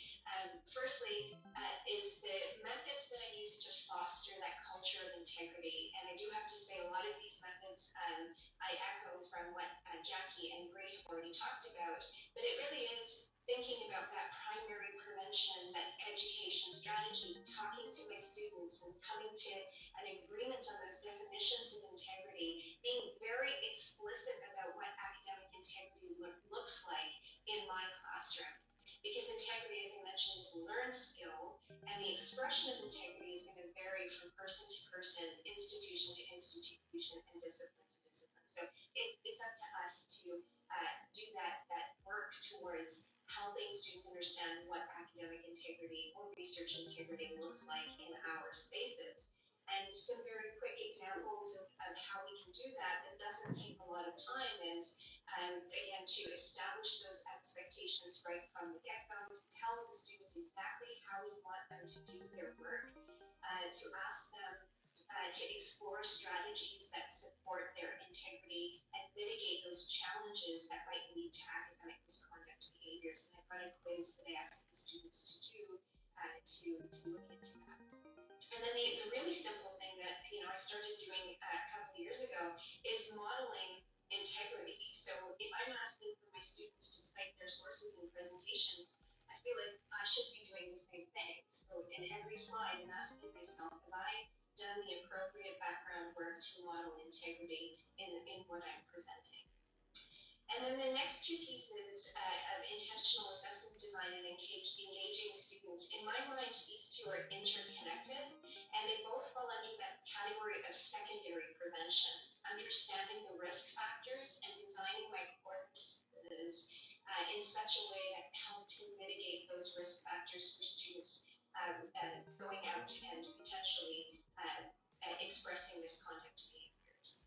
And I'm not going to go into too much detail because I don't think I have lots of time left here, but there's lots of examples in that toolkit that I put in the chat there that encouraging academic integrity through a preventative approach that go into examples of assessment design strategies. Scaffolding is one example, using authentic assessments or renewable assessments that are much more process oriented, but also help to engage the students. So there's lots of examples, very specific examples in that tool.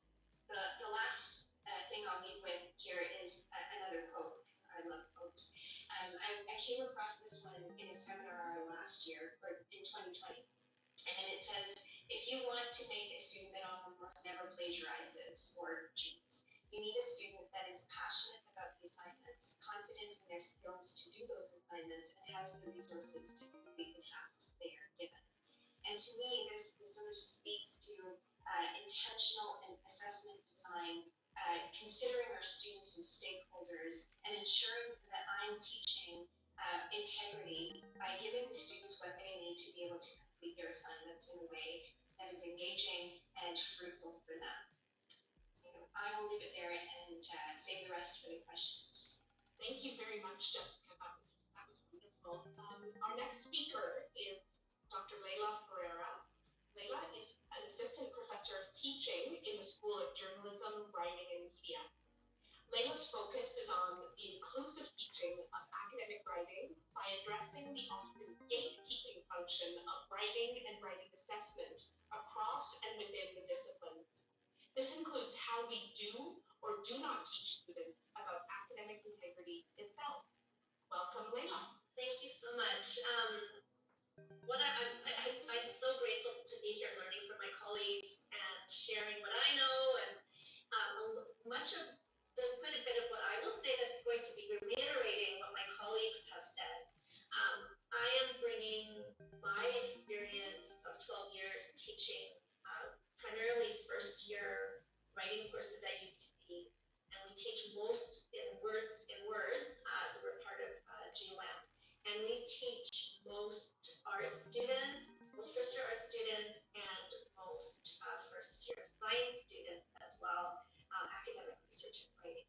So kind of bringing my experiences with that. So we're teaching academic integrity in academic writing courses. So our courses are really focused on academic research and writing. So the teaching of academic integrity is really vital to that. I was also participated in Lori McNeil's TLEF project that Bree was mentioning, and Lori, I just credit Lori for being so in the forefront, pushing the forefront of getting this conversation started and really developing a change in mindset around how we teach academic integrity and how we do this across disciplines and all levels at the university. So some of the foundations for me as I was thinking through what I was going to be talking about today, that teaching, learning, practicing academic integrity is an ongoing process. And I think we need to include ourselves in that process, our students. And so it's not something that's just the responsibility of writing courses and instructors. And that's what I really did at the university as well, for getting us across the university to be talking about the responsibilities we have in teaching academic integrity to our students, because it's so contextual. It varies depending on cultural, institutional, disciplinary context,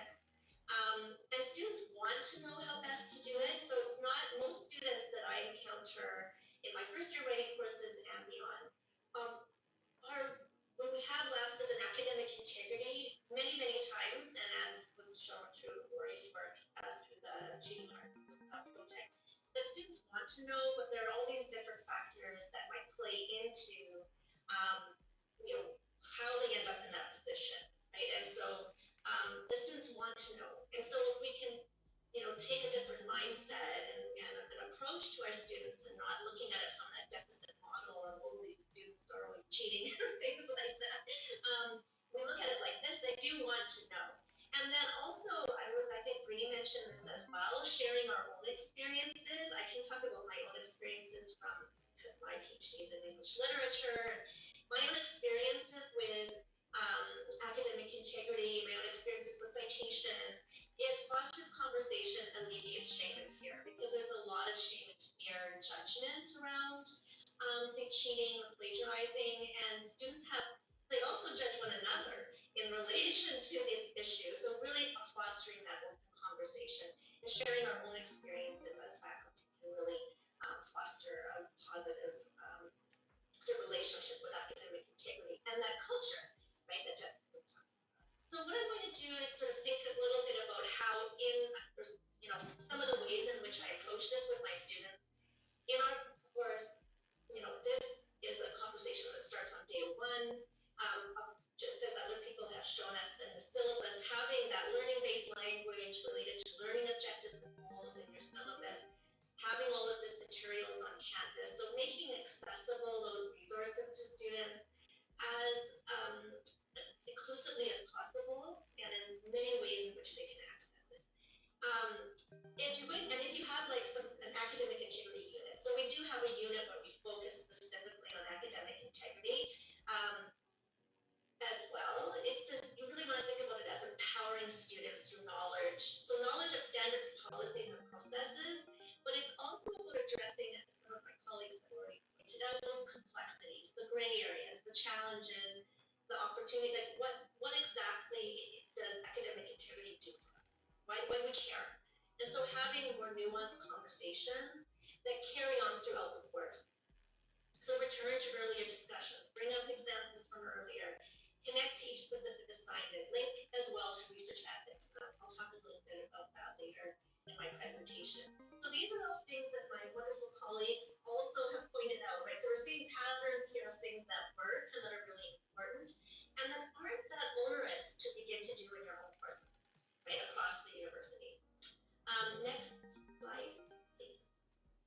So one of the things that I do, because we're teaching our students, summary and incorporating other people's work into our own writing, other people's writing into our own writing, and all of those complex activities that we engage in as scholars, and also like at the foundation of knowledge making being this sort of concept of intertextuality. So I frame it with theory. Here we go. Let's talk about big picture ideas around intertextuality and what have other people said about this, and how texts carry text within them.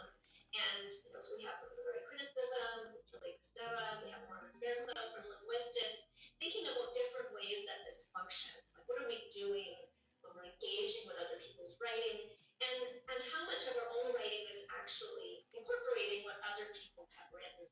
So we look at that and sort of like, what does it look like? We look at it in terms of popular culture. Like Stranger Things was just, the new season of Stranger Things was just released, and that is a hodgepodge of intertextuality.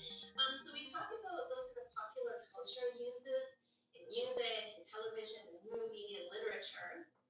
And we think about like, how do they engage in these forms of intertextuality? Why are they doing it? What does it allow them to do?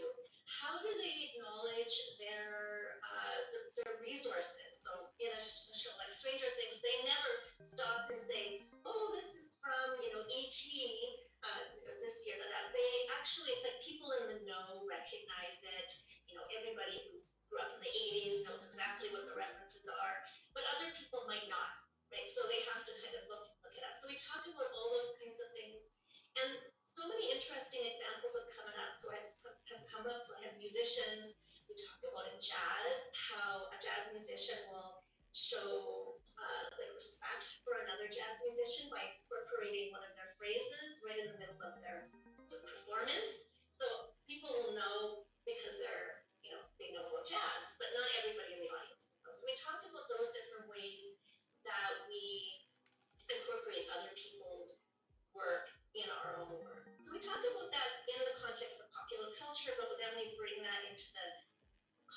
of the scholarly conversation and how we attribute our sources in the scholarly context. I think, Jackie, you were talking about how in science, sometimes we might not always attribute a source. It's just common knowledge. So what ways when do we attribute or cite our sources when, in particular contexts might we not attribute our sources, and we sort of learn about how in the scholarly conversation, attribution is really key. Like this is the foundation of what we do is attribution. And we again talk about those nuances. Like what is it? What's the function? What does it allow us to do when we do that? Is it just about not cheating? Because students really like this idea that we're showing respect. So sure, we're showing respect to that other writer, but we're also engaging with their ideas. Fundamentally, that's helping us develop our ideas in whatever way, whether we're opposing them or agreeing or whatever. So we really go through the nuances of that in the scholarly conversation, as all research and writing in the scholarly context is a conversation, and then attributing our sources. If we don't attribute our sources, there's no longer a conversation, and we're no longer making new knowledge. So we have conversations about that as well. So we were sort of thinking about the big picture and thinking of why do we do this? What does it allow us to do? And then we start thinking of really about how we might do that. So some of in our program, we engage in genre analysis, close analysis of scholarly text. So we look at scholarly text across disciplines, right? So in the arts courses, we'll be looking at scholarly text from across different arts disciplines, and also we look at science. And in the science-based courses, we're looking more of a focus on STEM, but also incorporating looking at differences in terms of arts writing, scholarly writing. And we really look at the different features. So we're really getting into what does this look like? Why do we cite in this way? What does it look like in these different disciplinary contexts? And I think having those conversations as well about, I can't remember if it was Bree who was talking about, what does it mean for somebody to cite when they are somebody who's very advanced in their field, as opposed to like a student? How does that look different? And so because you don't have the same kind of knowledge, right? You don't have the breadth of knowledge as the more senior scholar does. But as novice scholars, how do we engage in this? And how might you apply it in your own writing? And again, through those analysis, we're really thinking of the function. Like, what's the function of this? What does it allow us to do when we cite? And why in physics do we cite in this way? And why in English literature do we cite in this way? And what does it tell us about the context and how students might use it? And for me, this becomes really important. We spend a lot of time in my course, and I know other works instructors, on research ethics. And so I also bring it back to citation and power. So when we talk a lot about citation as a form of power, and academic integrity as power, in terms of power as well, and ethics and responsibility. So this is that wonderful work that was conducted to establish a kind of manifesto or guide for ethical research in the downtown east side. So we look at things like this that are talking about responsibilities as researchers, as gathering evidence, managing that evidence, representing findings, and how we cite and how we attribute sources from people from marginalized communities. Right, so we're really engaged in the ethical implications of academic integrity.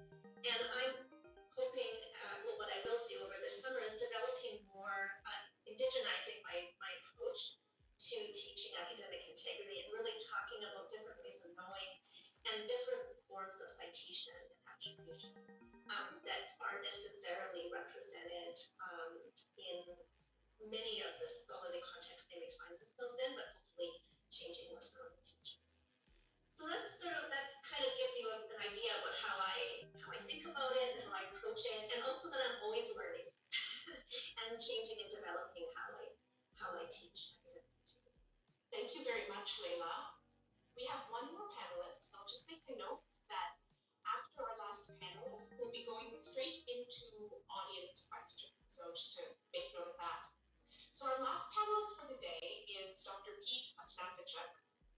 He's a professor of teaching in mechanical engineering and the chair of first-year engineering at UBC. He is the president-elect of the Canadian Engineering Education Association, and he has been active in the national discussion of academic integrity in engineering through this and other roles. So welcome, Pete. Thanks so much. Yeah, and to make sure we have lots of time for questions, I'll try and move relatively quickly here. I'm going to start way back, though, a quick history lesson, because I think it is a little bit important for what I'm going to say about how we approach academic integrity within first-year engineering. And on the left there, you can see an image of the Quebec Bridge. And for those who don't know, that bridge fell down not once, but twice during construction. And it's very significant in engineering because it was really the fault of the engineers as to why the bridge fell down, and almost 100 people, 100 workers died as a result. And so within engineering, if you don't recognize on the right, that is the iron ring. That is a symbol for engineers. They wear it on the pinky of their writing hand, and it's inspired in large part by that bridge disaster. So it is a symbol of pride for engineers, but it's also a reminder of the obligations and the importance of integrity and honesty and due diligence and so on in an engineer's work. So next slide. So we're really fortunate in teaching engineers in that we have this history to work from. An engineer would receive their iron ring just shortly before graduation, and then they would move on to become a professional engineer about 4 years or so later. They get a stamp, and they can now call themselves an engineering professional engineer. At UBC, our students took the step to bring in the iron pin, and that's sort of like a lapel pin you see on the left-hand side, but really to symbolize the start of that journey. So the students, and not the faculty, I really want to stress this, it was the students who said, you know, we're not becoming professionals at graduation, we're on the road to becoming professionals right when we step in the door at UBC. So they brought in this tradition of the iron pin, and next slide. There we go. And so the students have done a phenomenal job in putting together not just the idea of the pin, but it goes with a ceremony in the first term of first year. That's the Chan Center pre-COVID. It's a voluntary event, and almost all of the engineering students come out, and they receive their iron pin there. So it's voluntary, but they come out as if it were graduation. They're wearing suits and business attire and all that. And their speeches and so on, but a big part of that event is they recite the Code of Ethics. And this is another thing that was developed by the UBC engineering students. So there's 5 tenets to the Code of Ethics. And if you just advance one slide, and there is the first tenet that's in the Code of Ethics. So the students, this was 6 or 7 years ago, started their Code of Ethics with the tenet that they'll uphold academic integrity of the university and of the engineering degree. And so this gives us such a fantastic foundation as instructors to bring academic integrity into the classroom. Because all of these things I've talked about, the pin, the ceremony, the Code of Ethics, they're all student driven. So next slide, please. And so where we pick up on this in classes, we don't actually, we talk about academic integrity, but not head on. We actually talk about the requirements of being an engineer and stepping into the profession, and the fact that engineers, and everyone as a matter of fact, will be faced with ethical dilemmas. So we work more from what are the professional expectations and how do you navigate an ethical dilemma. And this is a simplified framework we use, really just a Venn diagram, trying to get across some ideas that, you know, there's certain obligations we all hold under the law, or as a UBC engineering student, or as a UBC student, UBC policies. There's the Code of Ethics, which will hold the students to a higher standard. And then we also recognize their personal values that sometimes may or may not align with some of these other things. And so we look at, it's a more complex framework than this, but you kind of get the idea that there's this fuzziness to it, there's overlapping, intersecting regions, and really when there's an ethical dilemma, a student needs to work through, figure out, well, what are they obligated to do, what do their personal values say, what do societal values say, and so on. So next slide, please. And this is, there's a lot of text here, but this is basically what we would do in the classroom now.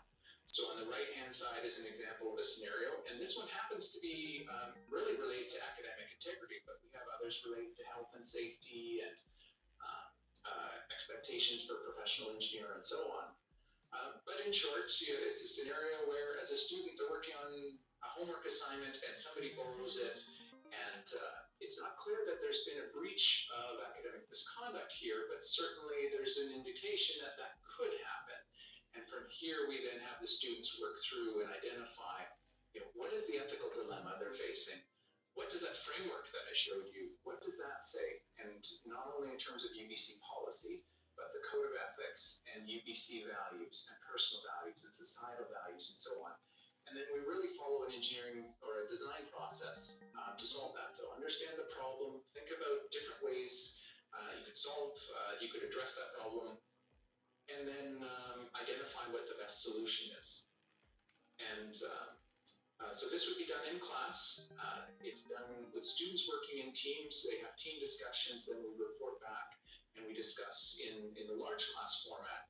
And this would be the place where we now start to bring in some of the specifics of, well, what exactly is the UBC policy in this case?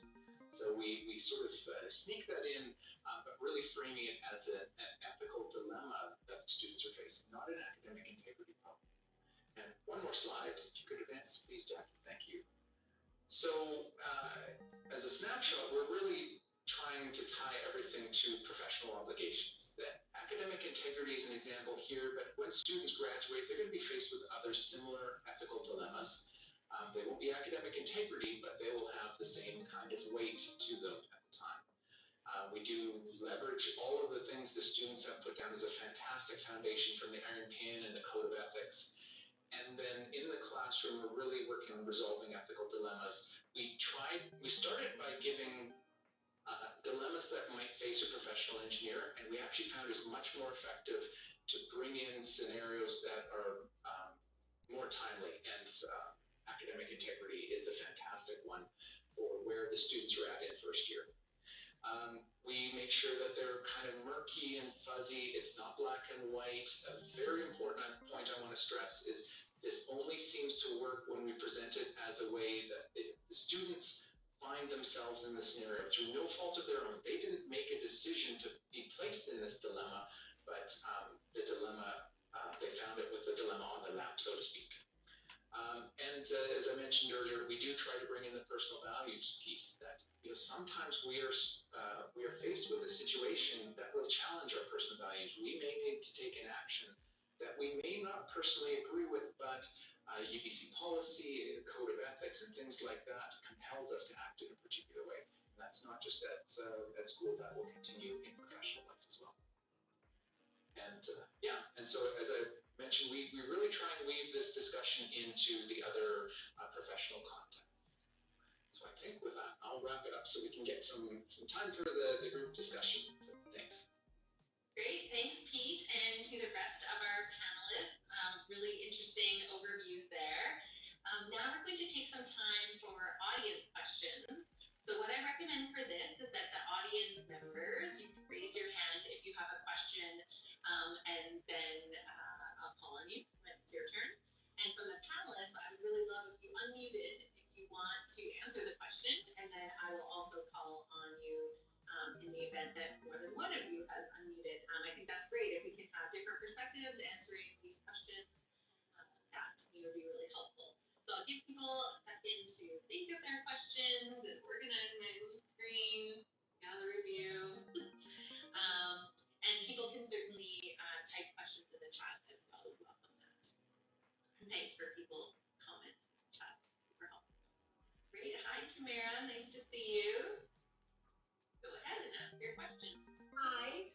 Jacqueline, my question is actually for you. I believe that you were the one who shared with us first your the wording, the statement that you have in the syllabus with all of the components. And the slide that you presented, what really popped at me, which is what intrigued me, and then I started reading the detail and you talked through, and I thought it was great. But what really popped for me was the side comments that you, or the, you say, definition and importance, disciplinary, specific actions, etc. I'm presuming, though, and correct me if I'm wrong, but I'm presuming that you only did that for presentation today. That's not actually presented in your syllabus. And it's, as I'm reflecting through how I might or will be expanding my syllabus for this type of thing, it strikes me that that might actually get the students reading it, is having those highlighted sections, and I'm curious whether you gave any thought to doing something like that. To actually, that's a great question. Yeah, great question. I think in terms of syllabus formatting, probably many people in this room have thought about that because syllabi are getting longer and longer, and it's so much text, and many students don't read it. That's where those kind of jokes come in terms of, it's in the syllabus, right? So that's a really good idea. I think better graphic design would certainly help instead of a long, long block of text. And perhaps a table, something like that. And I think the kind of terminology there in terms of what the sections are meant to do would be good. Subheadings or in a table format, anything like that, to get across, why is this so long, right? This isn't just a long piece of text, it actually has things in there for you. So I would love to see other people's examples of good ways to display that information. When I used that syllabus, I was at the level of what is the information I want to have on here, not necessarily what's the best way to convey this information, and that's step 2, right? So really good question. Does anyone else want to? Which I think was kind of more for my example. Thanks, Tamara, and I see Jennifer has her hand up. Hey, just to add to that, 2 years ago when we were all online, I used CLASS, UBC's collaborative learning annotation system, and so I had the students annotate the syllabus, find this definition, find this, what does this mean, paraphrase this phrase, that sort of thing, so to get them in without me doing all the graphic design of it, but getting the students to do it. So it was a double header of getting familiar with the class interface, but also getting deeper. Yeah, great. That's a great idea if you're using CLASS in your class. And maybe Jennifer, for those who aren't aware of that software tool, you can drop the link in the chat for people who might not be aware. Yeah, really good idea. Anytime you can get the students to process the information, of course, that's better than us retelling it in a slightly different way. CLASS is really useful as well. Like Jennifer, I use CLASS quite extensively, and they annotate. Because they can annotate any kind of any piece of text. So if you're trying to familiarize themselves with academic integrity practices in your field, having them review it through CLASS collaboratively, identifying different features of academic integrity. It's a fantastic tool. I love it, and the students enjoy it as well. Well, any other questions for the panelists? Feel free to write in the chat if you want. I'll unmute myself. Oh, Jack, nice. You know my question. I think this was awesome. I'd like to know what I keep my spinning, like Layla should do something for the Public Scholars Initiative. So I'm in graduate and postdoctoral studies, and just wondering how a lot of these concepts and principles, are taught to TAs, so they can, use that within their their courses, but also, but there's so many professional master's programs now. I'm just wondering, a lot of what was talked about today was based on undergrads, but just in the grad student sphere, and of course, I'm also the research integrity guru, but how this would fit within like orientation activities, not just for graduate students, but undergrads, and if any of you are doing that, because I would see something like this panel almost being like an awesome sort of orientation activity, just to hear what people are doing, because I really loved the focus on how can we do this together? How can we as academics, you're one of them, how can you join this community, join the scholarly conversation in a way that's ethical? So I don't know what people's thoughts are, but how do we involve grad students? That's my nutshell question. Any panelists or audience members want to respond to that? I can respond. I don't teach grad students yet. But I would say that I just recently had a previous student who I taught in first year. I mentored her, and she went on to grad school, and she did talk about how difficult grad students found the writing and the practices and the expectations of scholarly writing in graduate studies. So I think this is a great idea to bring the focus to grad students. Yes, thank you. I think it's an excellent question too. And in the language disciplines,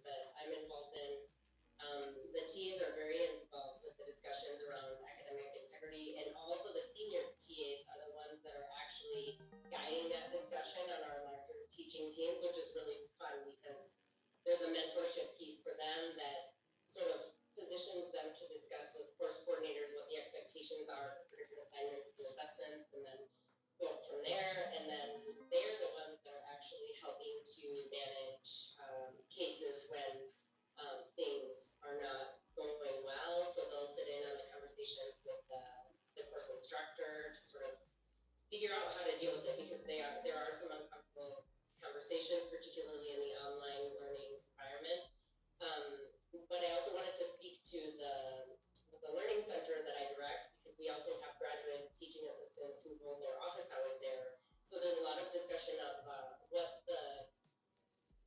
what are the boundaries when you're actually tutoring someone that is or is not your student, particularly if you are a native in the language and they are not. So how do you deal with that? So a lot of our training program in general is built around academic integrity in different contexts. And like Peter, we actually use situations that come up. So it's easier to speak to the truth and to show how the graduate teaching assistants who are working with us, or even we have undergraduate teaching assistants or undergraduate tutors too, just like how to work with peers in those types of situations. But I think it's an amazing question, and it's something to work for more deeply in my discipline at least.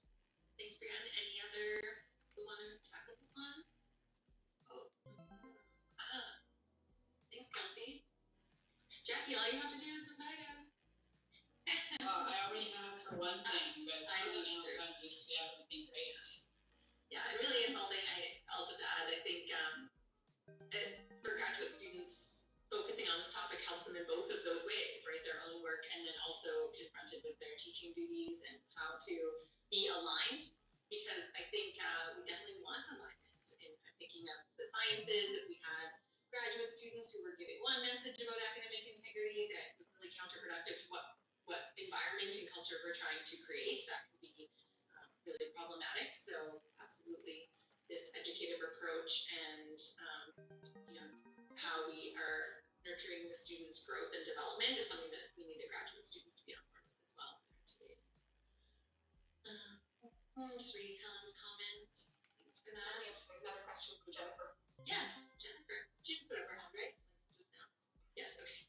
I thought I didn't know it was a separate question. To me and everybody on the panel, question if you've engaged much with metacognition in terms of what you've learned through doing this, both the process of incorporating, like not just completing the assignment, but discussing what you learned about having done that assignment, or from really having stumbled in terms of misconduct.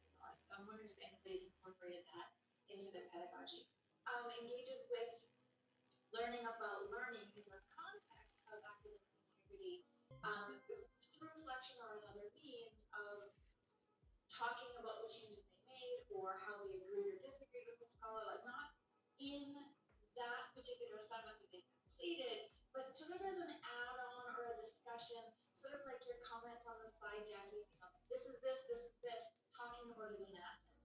But the students' metacognition, not our own metacognition as educators. At this point, I'm thinking about the students, yes. Okay, yeah. Great. Pete? Yeah, I think it's a great idea. We do talk about metacognition. We talk about study strategies and neuroscience of how learning works, stress management, all of those types of things. We get, I think, really good buy-in from the students. We haven't thought of connecting these two pieces together. And so I'm gonna ponder that. It's a great idea. So I think there is something there. My gut tells me, just talking to the students, they recognize, learning is done by doing. It's not listening, and assessment is a form of learning. Yeah. So I think the core elements of metacognition are coming through. I don't have any data, but I can only believe it's helping with academic integrity.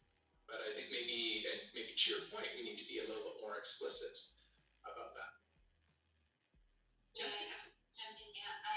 I have to say, I don't think I've done anything formally where I've said I'm going to set about doing this to be able to assess metacognition, but I have added a bunch of reflection and surveys that ask the questions. Like just the course that I finished teaching this past semester, it's the first time I taught it. I did my last survey where I asked the students, we have this mission statement and these learning outcomes at the beginning of our class, and this is what we agreed on. Did we accomplish those tasks? And if we did, how did we, or how did you? And if not, what could have supported you to accomplish those tasks? So I think that kind of speaks a little bit to getting the students to think about and reflect on what they learned and why they learned and how they learned it and how they can learn it better. But the other, and so I've done a lot of like those kinds of little pieces adding to it to sort of gain my own perspective on how are my students receiving this material and how do they actually think and feel about that material. But going back to the first question you asked in your presentation, Jackie, where you asked about the quiz and that sort of passive agreeing to a whole bunch of expectations. I used to do that too, and then I switched it around a little bit where the quiz itself became an exercise in metacognition, at least the way that I see it, in that the questions were much more active. So my quiz is certainly here are the expectations, but it's also, here are 3 questions related to the academic integrity policy. So you have to go and read them and then tell me 2 new things that you learned from that. Plus, put it into the context of our course. So why is this academic integrity policy important to pathophysiology, for instance? And a lot of those students are going to go on to be professionals, right? So how does this relate to your future? And then the third question is about what are the challenges that you could see that you face, that you might face this semester, that may lead to your inability to adhere to those policies and procedures. And then give me a solution or a way that you might mitigate that challenge. And again, maybe my definition of metacognition is a bit looser, but I'm getting them to do the work to figure out what they need to be able to learn the content and to follow those policies and procedures. Whether they do it or not, that's future Jessica's problem to figure out. And at least from the get-go, in that course syllabus and in the quiz, that initial quiz, and getting them to actually think about it. So that's sort of my approach. Great, good question, Jennifer. Thanks for the discussion, everyone. Due to the times, we have just 7 minutes left. What we're going to do is move on from the question period, but we'll still write in the chat if you want. And Ainsley and I will just discuss some of the resources that are available for people who want to incorporate more about academic integrity into their classes. So Ainsley, you want to kick us off? Yeah, so we just wanted to compliment this fantastic panel, great discussion and questions. Thank you to everyone who's participated in this. Just by drawing attention to some of the new and recent resources around academic integrity that can support bringing this discussion up in the classroom. Jackie will speak a little bit about the new academic integrity website that was released earlier this year. We have a sort of companion document to this panel that we're going to put online and follow up when we share resources from the panel. It's called Teaching Academic Integrity. The Academic Integrity Working Group has also put together an Introduction to Academic Integrity PowerPoint that you'll be able to find on the website as well. And 2 resources that were developed not in the context of our project, but recently, an academic misconduct toolkit on the Office of the Ombudsperson for Students website, but you can also find it on the Academic Integrity website, where you will find both faculty checklists and student checklists around responding to allegations of academic misconduct. And then finally, I'll be, I couldn't be the only one not to mention Laurie McNeil. So Laurie McNeil's Canvas course that was, I think, a couple of years, but Laurie can correct me, Introduction to Academic Integrity on Canvas. And before we end, I'll add that our session today is a companion session to one that Laurie will be leading tomorrow on academic integrity and EI. I believe it's tomorrow at 11. So Jackie, on to you. Great, thanks Ainsley. I put the link to Laurie's session tomorrow in there if people haven't registered yet. This, we really view this panel as sort of foundational, and then Laurie's going to go into more about academic integrity and EBI. And yeah, thanks Laurie for teaching us all you know. But definitely go to her session, it'll be great. I'll wrap up today just mentioning briefly two things. So one is the newish, as of early 2022, Academic Integrity website. And the Academic Integrity Working Group really led the creation of the content and the curation of the content for this website. And just a bit about the philosophy, the intention was really to bring together educative resources and the way to teach academic integrity and learn academic integrity and all of that good stuff that we've been talking about today, along with things about the regulation and the misconduct process to kind of show that they're both important. They both go together. We shouldn't have one without the other. And so we think we did that. It was also a dual campus website. So this website is really meant for both the Vancouver and Okanagan campuses as really a landing place for people to point their students to and for us to keep you updated on academic integrity events through the hub and things like that. So please go to the website. We would love for you to link it from your syllabus, things like that. If you have questions about how to navigate the website or feedback, there's a share your thoughts. So you can see on the top right here, we're really open to people's feedback and questions about the website, and there's a tool on there to do that. That's the website. And then Ainsley briefly mentioned our PowerPoint deck. So this was also something that the working group created, and it is now available on the website. Yes, sort of, soon. So we have worked on this as a way to encourage people to bring up academic integrity with their class. It's fully editable, but it's a starting place. So if you're someone who's really never had a conversation about this with your students, maybe download this PowerPoint, edit it to align with what you want to talk about in your own course and discipline, and give it a go and let us know how it works. But it's really a way to kind of try to break the ice for that. So I find in my own teaching, having a starting place is really nice. So it's there for you, and it does actually touch on lots of the things the panelists mentioned today. Things like making a plan for what to do if you're kind of in a situation that is a struggle for you as a student, and also some of the definitions and ways to bring in some scenarios from your own field. And the right-hand side of this slide has a new resource that the panelists today created together, and it really goes through the prevent, teach, respond framework with lots of ideas for educators on how to tackle academic integrity in your classes. And we really do think that academic integrity is everybody's responsibility. It is both important for students to uphold, but throughout all of my work for the past several months, I've really come to internalize this idea that it really is our responsibility to talk to students about this and to help them learn that just like they do any other part of their discipline. So that said, we are pretty much done. We already did our questions, and we have 2 minutes left.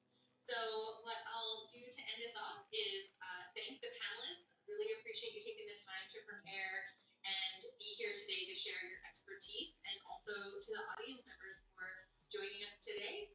And we hope you have a good rest of the CTLT Institute. Thanks also to the CTLT event staff. We have Suki, Charlotte, and Ainsley here who've been helping us out and have organized this event. So thank you very much for all of your help.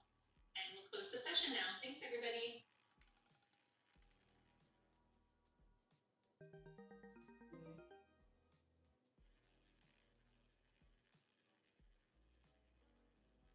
So these are academic databases. Please use this for citation.